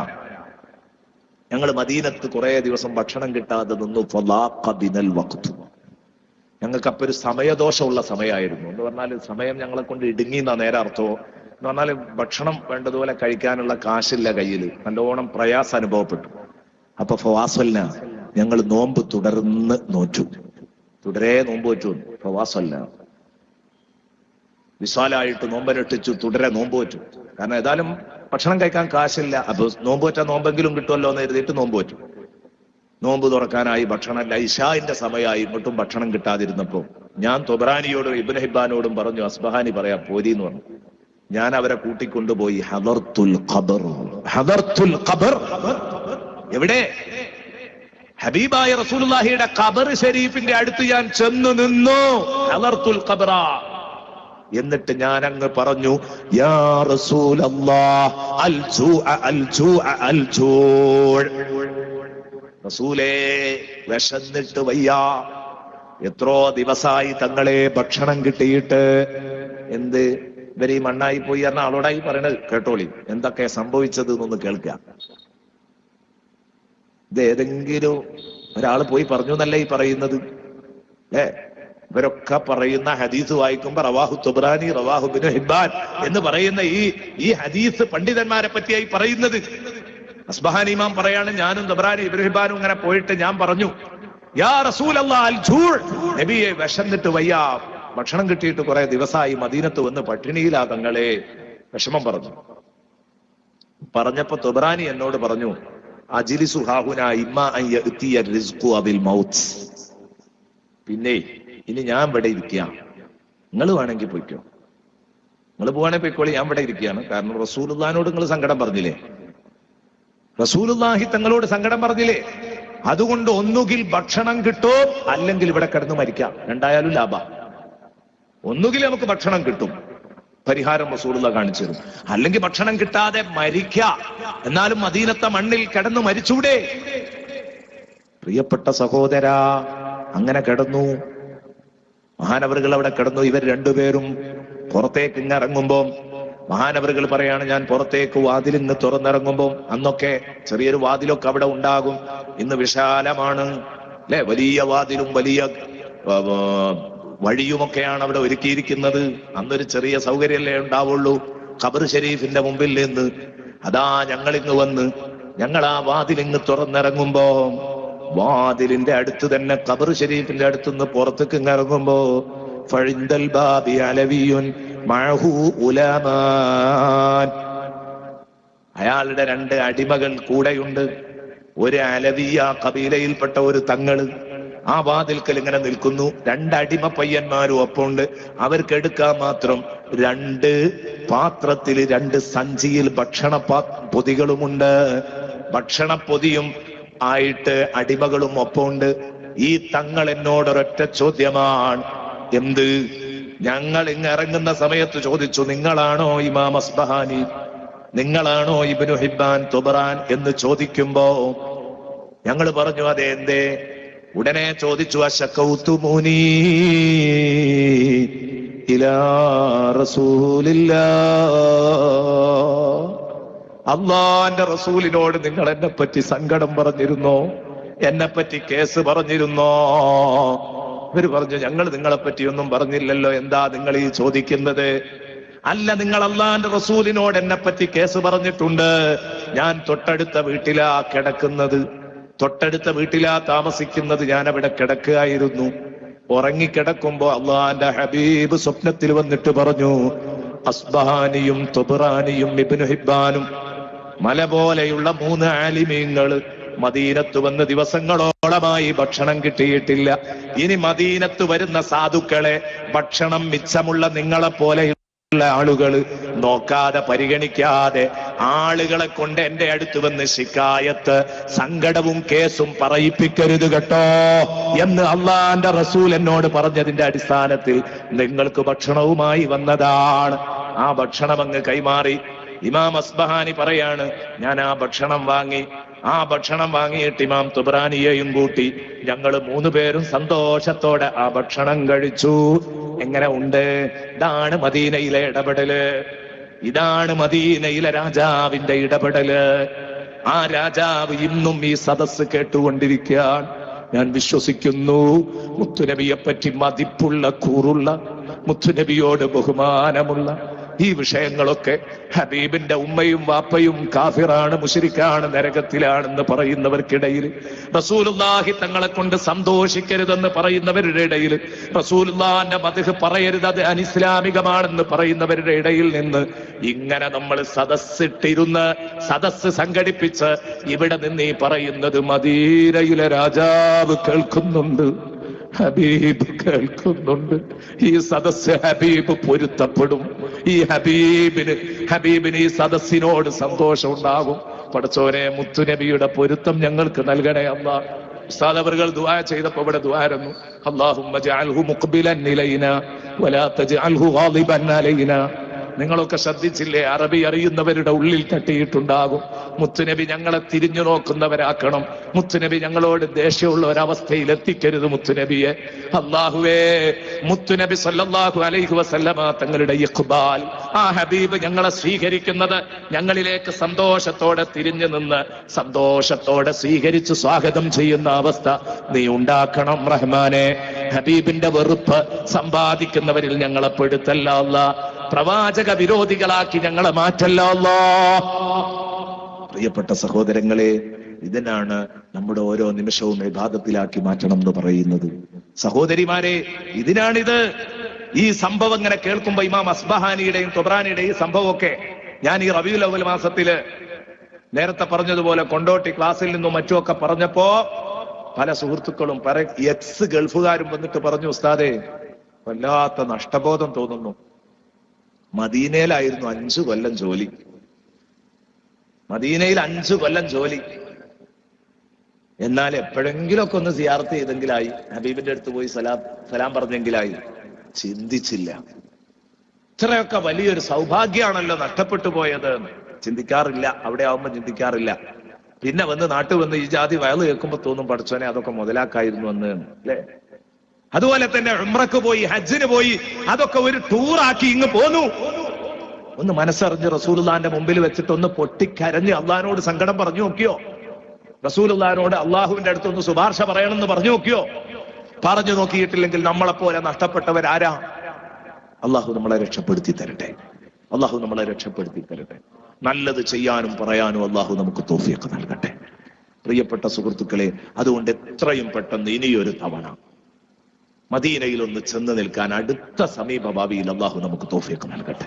അല്ലെ, ഇതൊക്കെ ഒന്ന് മനസ്സിൽ വെച്ചിട്ട് അവിടുന്ന് സങ്കടങ്ങളൊക്കെ ഒന്ന് പറയാൻ അള്ളാഹു തൗഫീഖ് നൽകട്ടെ. അള്ളാഹു തൗഫീഖ് നൽകട്ടെ. അള്ളാഹു തൗഫീഖ് നൽകട്ടെ. പ്രിയപ്പെട്ട സഹോദരങ്ങളെ, ഞാൻ നേരത്തെ നിങ്ങളോട് പറഞ്ഞു, ഈ വിഷയം പരന്നു കിടക്കുക, എവിടെ എത്തിക്കാൻ കഴിയുമെന്ന് തോന്നുന്നില്ല. ഞാൻ കുറെ വിഷയങ്ങൾ നിങ്ങളോട് പറയണമെന്ന് കരുതിയതാണ്. പക്ഷേ സമയം കൃത്യമായി പാലിക്കപ്പെടേണ്ടതുണ്ട്. നമ്മൾ ഒരു 9:30 പ്രഭാഷണം അവസാനിപ്പിക്കണം എന്ന് കരുതിയതാണ്. അതൊരു 9:45 നിങ്ങൾക്ക് വിരോധമില്ലല്ലോ അല്ലെ? 9:45 വരെ പോയിക്കൂടെ? ഇൻഷാ അല്ലാഹ് ഒരു 15 മിനിറ്റ്, ഒരു 9:45 ഇൻഷാ അല്ലാഹ് പ്രഭാഷണം അവസാനിപ്പിക്കും. കുറഞ്ഞ സമയമുള്ളൂ. വിശദീകരിക്കാൻ കഴിഞ്ഞില്ലെങ്കിൽ എണ്ണിയെങ്കിലും തീർക്കാം കാര്യങ്ങൾ. എന്റെ പ്രിയപ്പെട്ട സഹോദരങ്ങളെ, എല്ലാവരും ഒരു ചെറിയ ഇടവേള, ഈ ഇടവേളയിൽ എല്ലാവരും ഹബീബായ റസൂലുള്ളാഹി സ്വല്ലല്ലാഹി അലൈഹി വസല്ലം തങ്ങളുടെ പേരിൽ നമ്മൾ ഇന്നലെ പറഞ്ഞ ഇപ്പൊ റസൂലുള്ളാഹിനെ പറ്റി ഇങ്ങനെ പറഞ്ഞു നിൽക്കുമ്പോൾ തന്നെ ആയാൽ അത് ശരിക്കും മദീനത്തേക്കാട് എത്തണം എന്നുള്ള മനസ്സോടെ കൽബ് മദീനയിലേക്ക് തിരിച്ചു പിടിച്ചിട്ട് എല്ലാവരും എഴുന്നേറ്റ് നിന്നിട്ട് അന്തത്വത്തിലൊഴു എല്ലാവരും ചൊല്ലണം. ആ അന്ത തത്ലുഉൽ ശരിക്കും ലയിച്ച് ചൊല്ലണം. അന്ത തത്ലുഉ ബൈനനാ ഫിൽ കവാകിബി കൽബുദൂർ ബൽ വഅശ്റഫു മിൻഹു യാ സയ്യിദി ഖൈറൻ നബി അസ്സലാത്തു അലൻ നബി الشفيع الأبطحي والحبيب العربي أنت أم أم أب ما رأينا فيهما مثل حسنك قط يا سيدي خير النبي الصلاة على النبي والسلام على الرسول الشفيع الأبطحي والحبيب العربي أنت منجينا غدا من شفاعتك الصفا من لنا مثلك يا سيدي خير النبي الصلاة على النبي والسلام على الرسول الشفيع الأبطحي والحبيب العربي ارتكبت على الخطا غير حصر وعدد لك أشكو فيه يا سيدي خير النبي الصلاة على النبي والسلام على الرسول الشفيع الأبطحي والحبيب العربي إننا نرجو إلى كأس حوضك للعطش يوم نشر كتابي يا سيدي خير النبي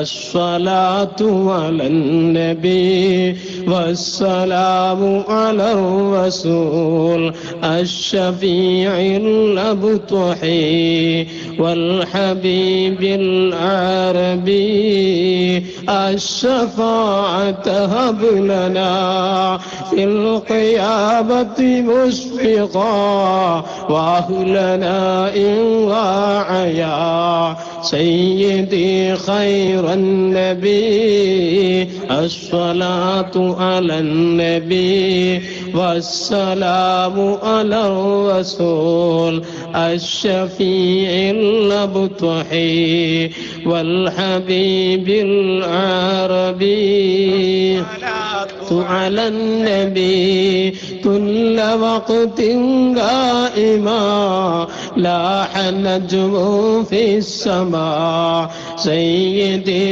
خير النبي الصلاة على النبي والسلام على الرسول الشفيع الأبطحي والحبيب العربي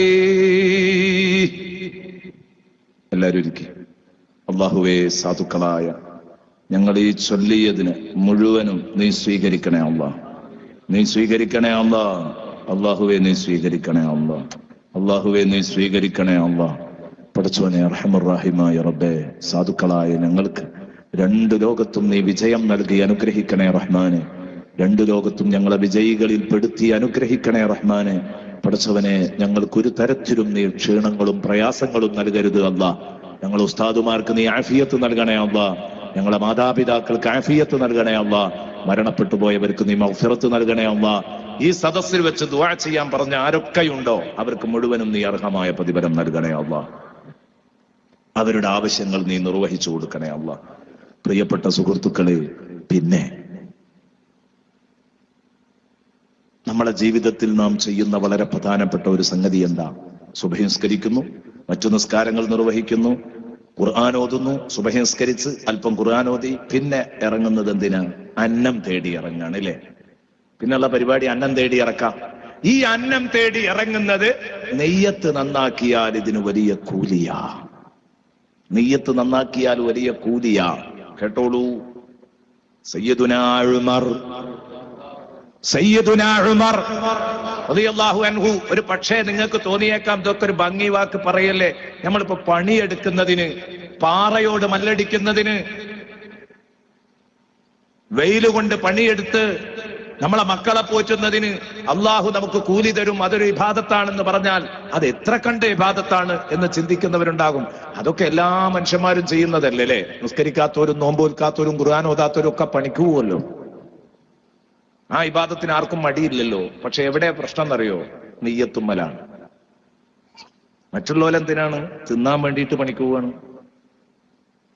കുടുംബത്തെ പോറ്റണം എന്നുള്ള ആ ഒരു വികാരം, ആ ഒരു വികാരം തീർക്കാനാണ്. കുടുംബത്തെ പോറ്റുക എന്നത് ഏതൊരാളുടെയും വികാരമാണ്.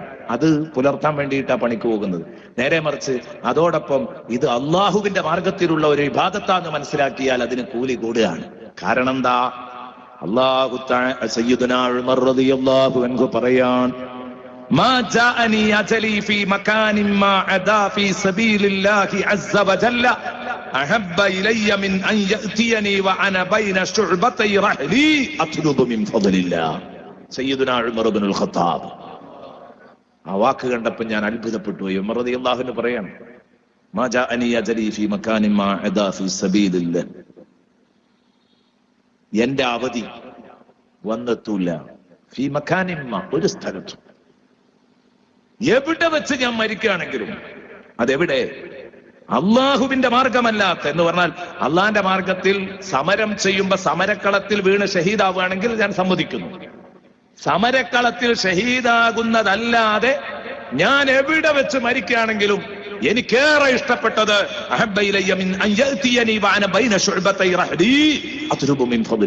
അള്ളാഹുവിന്റെ ഔദാര്യം തേടിക്കൊണ്ട് ഞാൻ എന്റെ ഒട്ടകക്കൂട്ടങ്ങൾക്കിടയിൽ ഒട്ടകങ്ങളെ മേച്ചുകൊണ്ട് കഴിഞ്ഞുകൂടുന്ന സമയത്ത് എന്റെ പ്രിയപ്പെട്ട സുഹൃത്തുക്കളെ, എനിക്ക് മരണം വരുന്നുവെങ്കിൽ അതിനെയാണ് ഞാൻ വളരെ പുണ്യകരമായ സൗഭാഗ്യമായിട്ട് കണക്കുകൂട്ടുന്നത്. അത്ര എനിക്കിഷ്ടമുള്ളതൊന്നുമില്ല.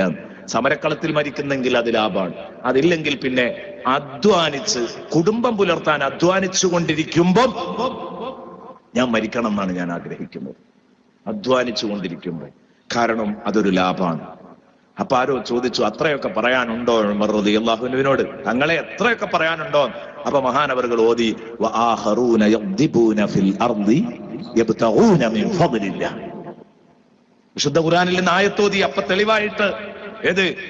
രാത്രി ഒരുപാട് നേരം നിന്ന് നിസ്കരിച്ചു.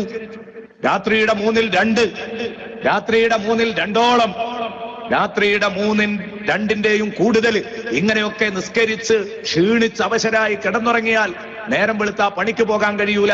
അപ്പൊ ഖുർആൻ പറഞ്ഞു, നിങ്ങൾ രാത്രി സമയത്ത് തഹജ്ജുദ് നിസ്കരിക്കുന്നത് കുറഞ്ഞ സമയമാക്കി ചുരുക്കുക. നിങ്ങളെ കൂട്ടത്തിൽ പലരും സുലുസ് നിസ്കരിക്കുന്നവരുണ്ട്, സുലുസൈനി നിസ്കരിക്കുന്നവരുണ്ട്, 1/3, 1/2, അതിൽ താഴെയൊക്കെ ആയിട്ട് നിസ്കരിക്കുന്നവരുണ്ട്. അതൊക്കെ ഒഴിവാക്കിയിട്ട് നിങ്ങൾക്കാകാവുന്ന വിധത്തില് അല്പം ഖുർആനോദി നിങ്ങൾ നിസ്കരിക്കണം എന്ന് പറയാൻ കാരണം അള്ളാഹു ഇങ്ങനെ നിങ്ങൾക്ക് ഒരു ഇളവ് അനുവദിച്ചു തരുന്നത് ആദ്യം തിരിച്ചായിരുന്നു പറഞ്ഞിരുന്നത്. പിന്നെ ഇളവ് അനുവദിച്ചു തരാനുള്ള കാരണം അലിമല്ലാഹ്, അള്ളാഹു തിരിച്ചറിഞ്ഞിരിക്കുന്നു നിങ്ങളുടെ കൂട്ടത്തില് രോഗികളുണ്ട്. ആ രോഗികൾക്ക് കൂടുതൽ ഉറക്കൊഴിച്ചാൽ ബുദ്ധിമുട്ടാണ്. നേരം വെളുത്താൽ അള്ളാഹുവിന്റെ ഔദാര്യം തേടി, അന്നം തേടി പാറയോട് മല്ലടിക്കാൻ, ഭൂമിയോട് മല്ലിടാൻ, കടലിനോട് മല്ലിടാൻ നേരം വെളുത്താൽ പുറപ്പെടേണ്ട സാധുക്കളുണ്ട് നിങ്ങളെ കൂട്ടത്തില്. അവർ രാത്രി കുറെ നേരം നിന്ന് നിസ്കരിച്ചാൽ നേരം വെളുത്താ പണിക്ക് പോകാൻ പ്രയാസാകും. അല്ലാഹു പറഞ്ഞില്ലേ സൂറത്തുൽ മുദ്ദസിറിലോ മുസമ്മിലോ ആണ് അല്ലെ അവസാന ഭാഗത്ത് അല്ലാഹു തആല പറഞ്ഞു. എത്ര ഭംഗിയായിട്ടാ പറഞ്ഞത്. അപ്പൊ പണിക്ക് പോകുക എന്നുള്ളത് വലിയ ഇബാദത്ത് തന്നെയാണ്. അതിന് അദ്ദേഹം തെളിവോതിയതാണ് സയ്യിദുനാ ഉമർ റളിയല്ലാഹു അൻഹു. ഞാൻ പറഞ്ഞു വരുന്നത്, എന്റെ പ്രിയപ്പെട്ട സുഹൃത്തെ, കുടുംബത്തെ പോറ്റാനാണെന്ന നിയ്യത്തുണ്ടോ? സംശയിക്കണ്ട. പടച്ച റബ്ബ് തരും കേട്ടോ. പടച്ച റബ്ബ് നിങ്ങൾക്ക് തരും. അല്ലാഹു തആല നിങ്ങൾക്ക് വലിയ ഭാഗ്യങ്ങൾ നൽകുന്നതാണ്. കുടുംബം പോറ്റാൻ പണിയെടുക്കുന്നവന്, കച്ചവടം ചെയ്യുന്നവൻ, ജോലിക്ക് പോകുന്നവൻ, അവനൊക്കെ പ്രതിഫലം കിട്ടിക്കൊണ്ടിരിക്കുകയാണ്. അപ്പൊ ഇത് ഇബാദത്താണെങ്കിൽ ഏകദേശ സമയമൊക്കെ ഇബാദത്തായി മാറി. നിയ്യത്തങ്ങ് നന്നാക്കിയാൽ ഇനി എന്താണ് കുറഞ്ഞ സമയം ബാക്കിയുണ്ടാവുള്ളൂ. നമ്മൾ ബഡായി പറയുന്ന സമയം, നമ്മൾ ഒറ്റയ്ക്കിരുന്ന് ഇങ്ങനെ ബഡായി പറയുമ്പോ അപ്പൊ ചൊല്ലിക്കോ, ലാഭിക്കാൻ വേണ്ടി പറയാൻ. ഇത് റബീഉൽ അവ്വൽ മാസല്ലേ. ഒരു മനുഷ്യന്റെ ദിനചര്യ വിശദീകരിക്കുമ്പോ അതിൽ സ്വലാത്തിനൊരു ഇടം ഉണ്ടാവാതെ പറ്റില്ല. സ്വലാത്തിനൊരു ഇടം ഉണ്ടായേ പറ്റൂ. വിശദീകരിക്കാൻ സമയമില്ലാത്തത് കൊണ്ടാണ് ഇത്ര ചുരുങ്ങിയ വാക്കുകളിൽ പറയുന്നത്. മുസ്ലിമേ, എത്രയാ സ്വലാത്ത് എല്ലാം പറ്റ? എല്ലാ ദിവസവും ചൊല്ലണം സ്വലാത്ത്. എല്ലാ ദിവസവും സ്വലാത്ത് ചെല്ലണം. വെള്ളിയാഴ്ചരാവ് മാത്രം സ്വലാത്ത് ഇല്ല പോരാ, അവിടുന്ന് പോരാണ്. ഈ പ്രഭാഷണം കേൾക്കുന്നതോടുകൂടെ എല്ലാ ദിവസവും സ്വലാത്ത് ചെല്ല്. ഇബാദത്തിലെ ആവാനുള്ള ഒരു ഇത് ലാഭിക്കാനുള്ള ഒരു മാർഗ പറയുന്നത്. ഈ ടീമിൽ പെടാൻ, അർശിന്റെ ചുവട്ടിൽ തണല് വിരിച്ചു തരുന്ന 7 വിഭാഗങ്ങളിൽ നമ്മൾ പെടാൻ വേണ്ടിയിട്ടാ പറയുന്നത്. റസൂലുള്ളാഹിന്റെ പേരിൽ സ്വലാത്ത് ചെല്ലുന്ന മനുഷ്യനൊന്നും നഷ്ടപ്പെടാനില്ല. മറ്റുള്ള ഇബാദത്തുകളൊക്കെ കിട്ടുമോ കിട്ടൂലേ എന്ന് പേടിയാ. നമ്മളെ നിസ്കാരം, നോമ്പും ഖുർആനത്തും ഒക്കെ അല്ലേ, അതൊക്കെ അവിടെ എത്തിയിട്ടേ ഇപ്പൊ പറയാൻ പറ്റുള്ളൂ. അതിനൊക്കെ പ്രതിഫലം ഉണ്ടാവുമോ? കാരണം റിയാദ് കടന്നു പോയാ പോയി, ലോകമാന്യം ഉണ്ടായാ പോയി. ആളുകളുടെ ഇടയിൽ നല്ല പിള്ള ചമയാൻ വേണ്ടിയാ ചെയ്തതെങ്കിൽ കഴിഞ്ഞു. അതേസമയം സ്വലാത്തിന്റെ പ്രതിഫലം നഷ്ടപ്പെടൂല. എന്തേ കാരണം? സ്വലാത്തിന്റെ പ്രതിഫലം റിയാ കൊണ്ട് പൊളിഞ്ഞു പോകാത്ത അമലാണ്. അതൊന്നാണ് ചൊല്ലിയത് തന്നെ, ഒന്ന് ചൊല്ലിയത് തന്നെ. അത് പിന്നെ ബാത്തിലാക്കാൻ ഒരാൾക്കും കഴിയൂല. അതിന് കൂലി അള്ളാഹ് തന്നിരിക്കും. ലോകമാന്യത്തിന് വേണ്ടി സ്വലാത്ത് ചെല്ലിയാലും കൂലിയുണ്ട് എന്നാ. എങ്ങനെ? നിങ്ങൾ ഒരിക്കലും സ്വലാത്ത് ചെല്ലാറില്ല. പക്ഷെ ഇന്നലെ ഒരു ഉച്ച സമയത്ത് നിങ്ങളോടൊപ്പം ഇങ്ങനെ ഇരിക്കുന്ന സമയത്ത് 1 മണിക്കൂർ സമയം അങ്ങനെ ഇരുന്നു. അപ്പൊ നിങ്ങളും വിചാരിക്കുമല്ലോ, ഈ ചങ്ങായി ഇന്നലെ എത്രയൊക്കെ പ്രസംഗിച്ചിട്ട് റസൂലുള്ളാഹിന്റെ വലിയൊരു സ്വലാത്ത് ചൊല്ലണേ നമ്മൾ കാണുന്നില്ല. അപ്പൊ നിങ്ങളെ മുമ്പ് ഒരു നല്ല പിള്ള ചമയാൻ, അയാൾ സ്വലാത്ത് ചെല്ലണ ആളാന്നൊക്കെ ഒന്ന് മനസ്സിലാക്കിക്കോട്ടെ എന്ന് വിചാരിച്ചൊരു 10 സ്വലാത്ത് നിങ്ങളെ മുമ്പ് ചെല്ലി അല്ലേ. നിങ്ങൾ എന്നെ പറ്റി നല്ലൊരു മാർക്ക് കിട്ടു, അത് കിട്ടല എന്റെ ലക്ഷ്യവും. പക്ഷേ അങ്ങനെ ആയാൽ ഒരു വിവാദത്തിനും കൂലി കിട്ടില്ല. പക്ഷെ സ്വലാത്തിന് അതിനും കൂലി കിട്ടുന്ന, സ്വലാത്തിന് അതിനും കൂലിയുണ്ട്, അതും നഷ്ടപ്പെടൂല. സ്വലാത്താണ്ട് ചൊല്ലി കിട്ടിയാൽ അത് ചൊല്ലിയത് അവിടെ ഉണ്ടാവും. സ്വലാത്തിന് ആരും പരിഹസിക്കണ്ട. സ്വലാത്ത് മജ്ലിസുകളെ പരിഹസിക്കുന്നവർ, സ്വലാത്ത് ഹൽക്കകളെ പരിഹസിക്കുന്നവർ കരുതണം, അത് തീക്കൊള്ളി കൊണ്ട് മണ്ട ചൊറിയലാ. തീക്കൊള്ളി കൊണ്ട് സ്വന്തം മണ്ട ചൊറിയലാണ്. മനസ്സിലാക്കിയിട്ട് വേണം ഇടപെടാൻ. സ്വലാത്തിന്റെ പുണ്യം ബഹുമാനപ്പെട്ട ഉസ്താദുമാരുടെ സദസ്സിലുണ്ട്, നിങ്ങൾക്കൊക്കെ അറിയാം. അതൊരു നിലക്കും നഷ്ടപ്പെടൂല. അതുകൊണ്ടല്ലേ ഫത്ഹുൽ മുഈൻ എന്ന കിതാബ്, ഫത്ഹുൽ മുഈൻ എന്ന കിതാബ്, ഈ കിതാബ് വളരെ പ്രധാനപ്പെട്ട ഒരു കിതാബാണ്. ഫത്ഹുൽ മുഈൻ, പ്രിയപ്പെട്ട സഹോദരങ്ങളെ, ഈ കിതാബ് അതിന്റെ മഹത്വത്തെക്കുറിച്ച് മഹാന്മാരായ പണ്ഡിതന്മാർ പറഞ്ഞത്, ഫത്ഹുൽ മുഈൻ കിതാബുൻ ശഅ്നുഹു അജബു ഹവാ മിനൽ ഫിഖ്ഹി മാ ലം തഹ്വിഹി കുതുബു. മറ്റുള്ള ഫിഖ്ഹ് ഗ്രന്ഥങ്ങളൊന്നും ഒരുമിച്ച് കൂട്ടാത്ത മസലകൾ അതിൽ ഉൾക്കൊള്ളിച്ചിട്ടുണ്ട്. അത്ഭുതകരമായ ഗ്രന്ഥമാണ് ശാഫിഈ ഫിഖ്ഹിൽ ഫത്ഹുൽ മുഈൻ എന്ന ചെറിയ ഗ്രന്ഥം. സംഗതി കട്ടി കൊണ്ട് ചെറുതാ, പക്ഷെ ആശയം കൊണ്ട് അത് വലിയ ഖനമുള്ളതാണ്. ആശയം കൊണ്ട് അതിന് വലിയ ഖനാണ്. ഫത്ഹുൽ മുഈൻ എന്ന് പറഞ്ഞ കിതാബ് ഒരു 2 പേജെങ്കിലും ഓതാത്തോലെ ആരും ഉണ്ടാവില്ല. പഴയ കാലത്തൊക്കെ ഒന്ന് പള്ളി ദർസിൽ പോകും, ഫത്ഹുൽ മുഈൻ ഒന്ന് വായിക്കും അല്ലെ. വലിയ കിതാബാ ഫത്ഹുൽ മുഈൻ. ബഹുമാനപ്പെട്ട മഖ്ദൂം തങ്ങൾ ഉണ്ടാക്കിയതാ. അതിന്റെ വലുപ്പം പറയാൻ വേണ്ടി മാത്രം പറയാൻ ഞാൻ, മഖ്ദൂം തങ്ങൾ അതിന്റെ മത്തിനായിരുന്നു ആദ്യം എഴുതിയിരുന്നത്. മത്തിന് എന്ന് പറഞ്ഞാൽ സാധാരണക്കാർക്ക് വേണ്ടി പറയാണ്. ഫത്ഹുൽ മുഈൻ എന്ന കിതാബ് കണ്ടവർക്ക് ഇത് തിരിയുള്ളൂ. അതിലുള്ള വലിയ എഴുത്ത്, വലിയ എഴുത്ത്, അതാണ് മത്തിന്. ഇത് മാത്രമാണ് ആദ്യം എഴുതിയിരുന്നത്. ഇത് എഴുതിയിട്ട് തന്റെ ഉസ്താദിന്റെ അടുത്ത് സമർപ്പിച്ചു, ഇബ്നു ഹജർ തങ്ങളുടെ അടുത്ത്. ഉസ്താദ് ഇതിങ്ങനെ വായിച്ചു നോക്കുമ്പോൾ പട്ടത്തുവിനെ അന്തം വിട്ടുപോയി. കാരണം ഫത്ഹുൽ മുഈനെ വലിയ എഴുത്ത് എന്ന് പറഞ്ഞാൽ മുതഅല്ലിമീങ്ങൾക്ക് വേഗം ഓടും. ഫത്ഹുൽ മുഈന്റെ വലിയ എഴുത്ത് എന്ന് പറഞ്ഞാൽ ഒരു വാവ് കഴിഞ്ഞാൽ പിന്നെ 1/2 പേജ് ചെറിയ എഴുത്തുണ്ടാവും. അത് കഴിഞ്ഞിട്ട് പിന്നെ അടുത്തൊരു വാവ് ഉണ്ടാവും. ഈ വാവിന്റെ ഇടയിൽ ഈ ചെറുതായി എഴുതിയതൊക്കെ അതിന്റെ ഉള്ളിൽ വായിച്ചെടുക്കാൻ കഴിയും ആർക്ക്? ബുദ്ധിയുള്ള ഒരാൾക്ക്. അല്ലാത്തവർക്ക് വായിച്ചെടുക്കാൻ പറ്റൂല. നമുക്കിപ്പോ അങ്ങനെയൊക്കെ പറഞ്ഞു തന്നിട്ട് തന്നെ തിരിയണില്ല അല്ലേ? ബുദ്ധിയുള്ള ഒരാൾക്ക് ഇത് കണ്ടാൽ വായിക്കാം. അപ്പോഴാ ഇബ്നു ഹജർ തങ്ങൾ പറഞ്ഞത് ഇത് വല്ലാത്തൊരു കിതാബ്. ഇതിന്റെ മത്തിന് മാത്രം ചുരുക്കി ചെയ്തിട്ടുണ്ടെങ്കിൽ ഒരു 25-30 പേജൊക്കെ ഉണ്ടാവുള്ളൂ. ആ സാധനം കൊടുത്തപ്പോൾ പടച്ചോനെ ദീൻ മുഴുവനും ഇതിലുണ്ടല്ലോ കുട്ടിയെ.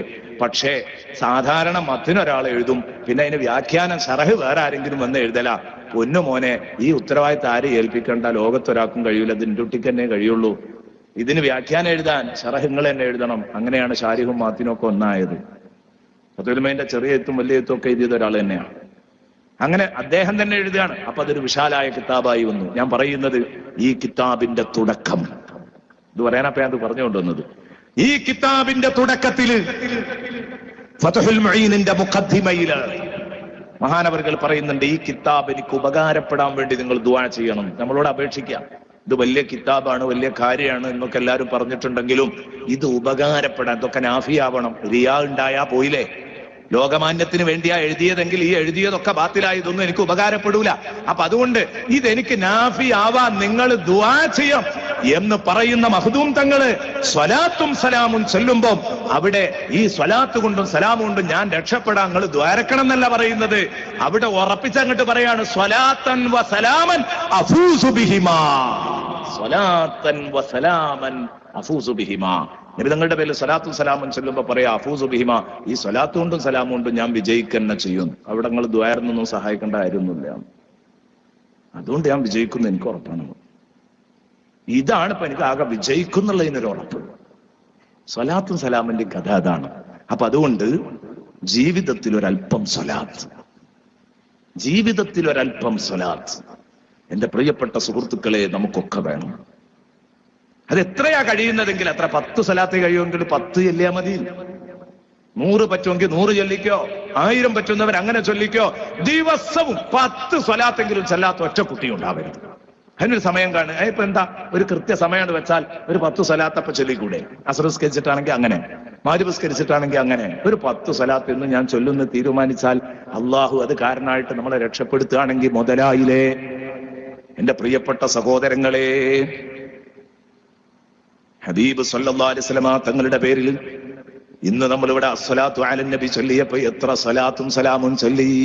അത് സ്വലാത്തും സലാമുമാണ്. മൗലായ സ്വല്ലി വസല്ലിം, അത് സ്വലാത്തും സലാമുമാണ്. സ്വലാത്തും വ തസ്ലീമും വ അസ്കാ തഹിയ്യതി, അതും സ്വലാത്തും സലാമുമാണ്. യാ റബ്ബി സ്വല്ലി അലൻ നബിയ്യി മുഹമ്മദി, അതിലും സ്വലാത്തും സലാമും. ഇതൊക്കെ സ്വലാത്തും സലാമും ചെല്ലാനുള്ള വിവിധ മാർഗങ്ങളാണ്. ഇതൊന്നും ചെയ്യരുത് എന്ന് പറയുന്നവർക്ക് ഈ ഭാഗ്യമൊക്കെ നഷ്ടപ്പെട്ടു പോവുകയല്ലേ? ഇതൊന്നും ചൊല്ലരുത് പറയരുത് എന്ന് പറയുന്നവർക്ക് ഇതൊക്കെ നഷ്ടപ്പെട്ടു പോവുകയല്ലേ? പ്രിയപ്പെട്ട സഹോദരങ്ങളെ, നിങ്ങൾ ചിന്തിക്കണം. ഹബീബായ റസൂലുള്ളാഹി സ്വല്ലല്ലാഹു അലൈഹി വസല്ലമ തങ്ങളുടെ അടുത്ത് അതാ പലരും വന്നുകൊണ്ട് സയ്യിദുനാ റസൂലുള്ളാഹി സ്വല്ലല്ലാഹു അലൈഹി വസല്ലമ തങ്ങളോട് സ്വലാത്തിനെ കുറിച്ച് അഭിപ്രായങ്ങൾ ചോദിച്ചത് ഹദീസുകളിൽ നമുക്ക് കാണാം. ഹദീസുകളിൽ കാണാം. ആ ഹദീസുകളൊക്കെ നമ്മളെ അത്ഭുതപ്പെടുത്തുന്ന വിധത്തിലാണ് ആ ഹദീസുകൾ ഉള്ളത്. സുബ്ഹാനല്ലാഹ്. അള്ളാഹുവിന്റെ റസൂലിന്റെ അടുത്തൊരാൾ വന്നുകൊണ്ട് ചോദിച്ചു, അലാ അജ്അലു നിസ്ഫ ദുആഇ ലക യാ റസൂലല്ലാഹ്, നബിയെ, ഫർദ് നിസ്കാരവും ഫർദ് നോമ്പും നിർബന്ധമായ ബാധ്യതകളൊക്കെ കഴിഞ്ഞതിന്റെ ശേഷം ഞാൻ വെറുതെ ഇരുന്ന് അള്ളാഹിനോട് ദുആ ചെയ്യാറുണ്ട്. അങ്ങനെയുള്ള സുന്നത്തായ അമലുകളൊക്കെ ചെയ്യുന്നതിന് പകരം എന്റെ പ്രാർത്ഥനയുടെ ഹാഫ് ഭാഗം, പകുതി ഭാഗം ഞാൻ അങ്ങേക്കുള്ള സ്വലാത്താക്കട്ടെ നബിയേ. എന്റെ പ്രാർത്ഥനയുടെ പകുതി ഭാഗം അങ്ങേക്ക് വേണ്ടിയാക്കട്ടെ. നബിതങ്ങൾക്ക് വേണ്ടി പ്രാർത്ഥിക്കലാണല്ലോ അല്ലാഹുമ്മ സ്വല്ലി അലാ മുഹമ്മദ് എന്ന് പറയുന്നത്. അപ്പൊ സ്വലാത്തും സലാമും ആക്കട്ടെ. നബിതങ്ങൾ പറഞ്ഞു, ഇൻശിഅ്ത, നിനക്ക് നീ ഉദ്ദേശിച്ചെങ്കിൽ അങ്ങനെ ചെയ്തോ. ഖാല ഇൻശിഅ്ത, നീ അങ്ങനെ ഉദ്ദേശിക്കുന്നുണ്ടെങ്കിൽ നിനക്ക് അങ്ങനെ ചെയ്യാം. വഇൻ ശിഅ്ത വഇൻ സിദ്ത ഫഹുവ ഖൈറുൻ ലക, നീ കൂടുതൽ കൂട്ടുകയാണെങ്കിൽ അത് നിനക്ക് ഖൈറാണ്. ഇനിയും വർദ്ധിപ്പിക്കുകയാണെങ്കിൽ ഖൈറാണ്. അത്രയാ നിനക്ക് പറ്റുള്ളെങ്കിൽ അത്ര ചൊല്ലിക്കോ. ആ സമയത്ത് ഈ മനുഷ്യൻ പറയാണ്, അലാ ജഅലു കുല്ല ദുആഇ ലക യാ റസൂലല്ലാഹ്. ഇതൊക്കെ പല റിപ്പോർട്ടുകളിലും പല രൂപത്തിലും വന്നിട്ടുണ്ട്. ഒരു റിപ്പോർട്ടാ ഞാൻ പറഞ്ഞത്. എന്നാൽ എന്റെ പ്രാർത്ഥന മുഴുവനും തങ്ങൾക്ക് വേണ്ടി എന്റെ സുന്നത്തായി എന്ത് ചെയ്യുകയാണെങ്കിലും അത് സ്വലാത്താക്കി മാറ്റിയാലോ തങ്ങളെ? അപ്പൊ നബി തങ്ങളുടെ മറുപടി, ഇദൻ യക്ഫീകല്ലാഹു ഹമ്മദ്ദുന്യാ വൽ-ആഖിറ, എങ്കിൽ നിന്റെ മുഴു സമയവും എനിക്ക് വേണ്ടി സ്വലാത്ത് ചെല്ലാൻ, ഏത് നിസ്കരിക്കാതെ നോമ്പൊൽക്കാതെ സ്വലാത്ത് ചൊല്ലിയിരിക്കാന്നല്ല, നിർബന്ധമായ കാര്യങ്ങളൊക്കെ കഴിഞ്ഞിട്ട് സുന്നത്തായ സമയം മുഴുവൻ സ്വലാത്ത് ചെല്ലാൻ ഉപയോഗിക്കുന്നുവെങ്കിൽ, ഉമ്മാ മുറ്റം അടിച്ചു വാരുമ്പോ, അകം തുടക്കുമ്പം, വെറുതെ ഇരിക്കുമ്പോ, വസ്ത്രം തുന്നിക്കൊണ്ടിരിക്കുമ്പോൾ, അല്ലെ, വസ്ത്രം തുന്നിക്കൊണ്ടിരിക്കുമ്പോൾ, ഓരോ പണികളും എടുത്തുകൊണ്ടിരിക്കുമ്പോ, നമുക്ക് വെറുതെ ഫ്രീ ആയിട്ട് ഇങ്ങനെ നിൽക്കുമ്പോ സ്വലാത്ത് ഇങ്ങനെ ചൊല്ലിവിട്ടൂടെ? സ്വലാത്ത് ഇങ്ങനെ ചൊല്ലിവിടുകയാണെങ്കിൽ ഭക്ഷണം പാചകം ചെയ്യുമ്പോ, കറി ഉണ്ടാക്കാനിരിക്കുമ്പോ, ചോറുണ്ടാക്കാനിരിക്കുമ്പോ, ഭക്ഷണം പാചകം ചെയ്യുമ്പോ ഒക്കെ വെറുതെ ഇരിക്കുമ്പോ സ്വലാത്തുകൾ ഇങ്ങനെ ചൊല്ലിയാൽ, ഇതന്നെ യക്ഫീകല്ലാഹു ഹമ്മദ്ദുന്യാ വൽ-ആഖിറ, അങ്ങനെ നീ ചെയ്യുന്ന പക്ഷം നിനക്ക് ദുനിയാവിലും ആഖിറത്തിലും ടെൻഷൻ ഉണ്ടാകൂല. പിന്നെ ആ ടെൻഷൻ അല്ലാഹു ഇല്ലാതെയാക്കും. ഷഫീഉനാ റസൂലുള്ളാഹി റസൂലുള്ളാഹി സ്വല്ലല്ലാഹു അലൈഹി വസല്ലം. ഇനി നബി സല്ലല്ലാഹു അലൈഹി വസല്ലം തങ്ങളുടെ പേരിൽ സ്വലാത്ത് ചെല്ലണം. ദിനചര്യയുടെ ഒരു ഭാഗമാണിത്. അതേ രൂപത്തിൽ തന്നെ പ്രിയപ്പെട്ട സുഹൃത്തുക്കളെ, ബാങ്ക് കേൾക്കുമ്പോ ആ ബാങ്കിന് ഇജാബത്ത് കൊടുക്കണം, ഉത്തരം ചെയ്യണം. ബാങ്ക് കേട്ട ഭാവം നടിക്കാതെ സൊറ പറഞ്ഞിരിക്കരുത്. ഉടനെ വായ പൂട്ടണം. എന്നിട്ട് ആ ബാങ്കുകാരൻ പറയുന്നത് പോലെ ഇജാബത്ത് ചെയ്യണം. മഹത്വത്തിലേക്ക് കടന്നു വരാൻ സമയമില്ല.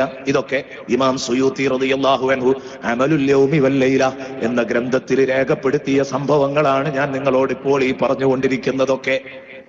സമയം കുറവാണ്, അതുകൊണ്ടാണ് വിഷയങ്ങളിലേക്കൊന്നും കടന്നു വരാത്തത്, വിശദമായ വിവരണങ്ങളിലേക്ക്. പിന്നെ വേണ്ടത്, വീട്ടിലേക്ക് കടന്നു ചെല്ലുമ്പോൾ ഒരു സലാം പറഞ്ഞേക്കുക. വീട്ടുകാർക്ക് സലാം പറയാ. പലരും നാട്ടുകാർക്കും കൂട്ടുകാർക്കും ഒക്കെ സലാം പറയുമ്പോ സ്വന്തം വീട്ടുകാരോടും കുറ്റവരോടും സലാം പറയാറില്ല. ബാപ്പനോടും ഉമ്മനോടും സലാം പറയാറില്ല. ഭാര്യയോടും മക്കളോടും സലാം പറയാറില്ല. വേണം, ജസ്റ്റ് എണ്ണി പോകുന്നേ ഉള്ളൂ.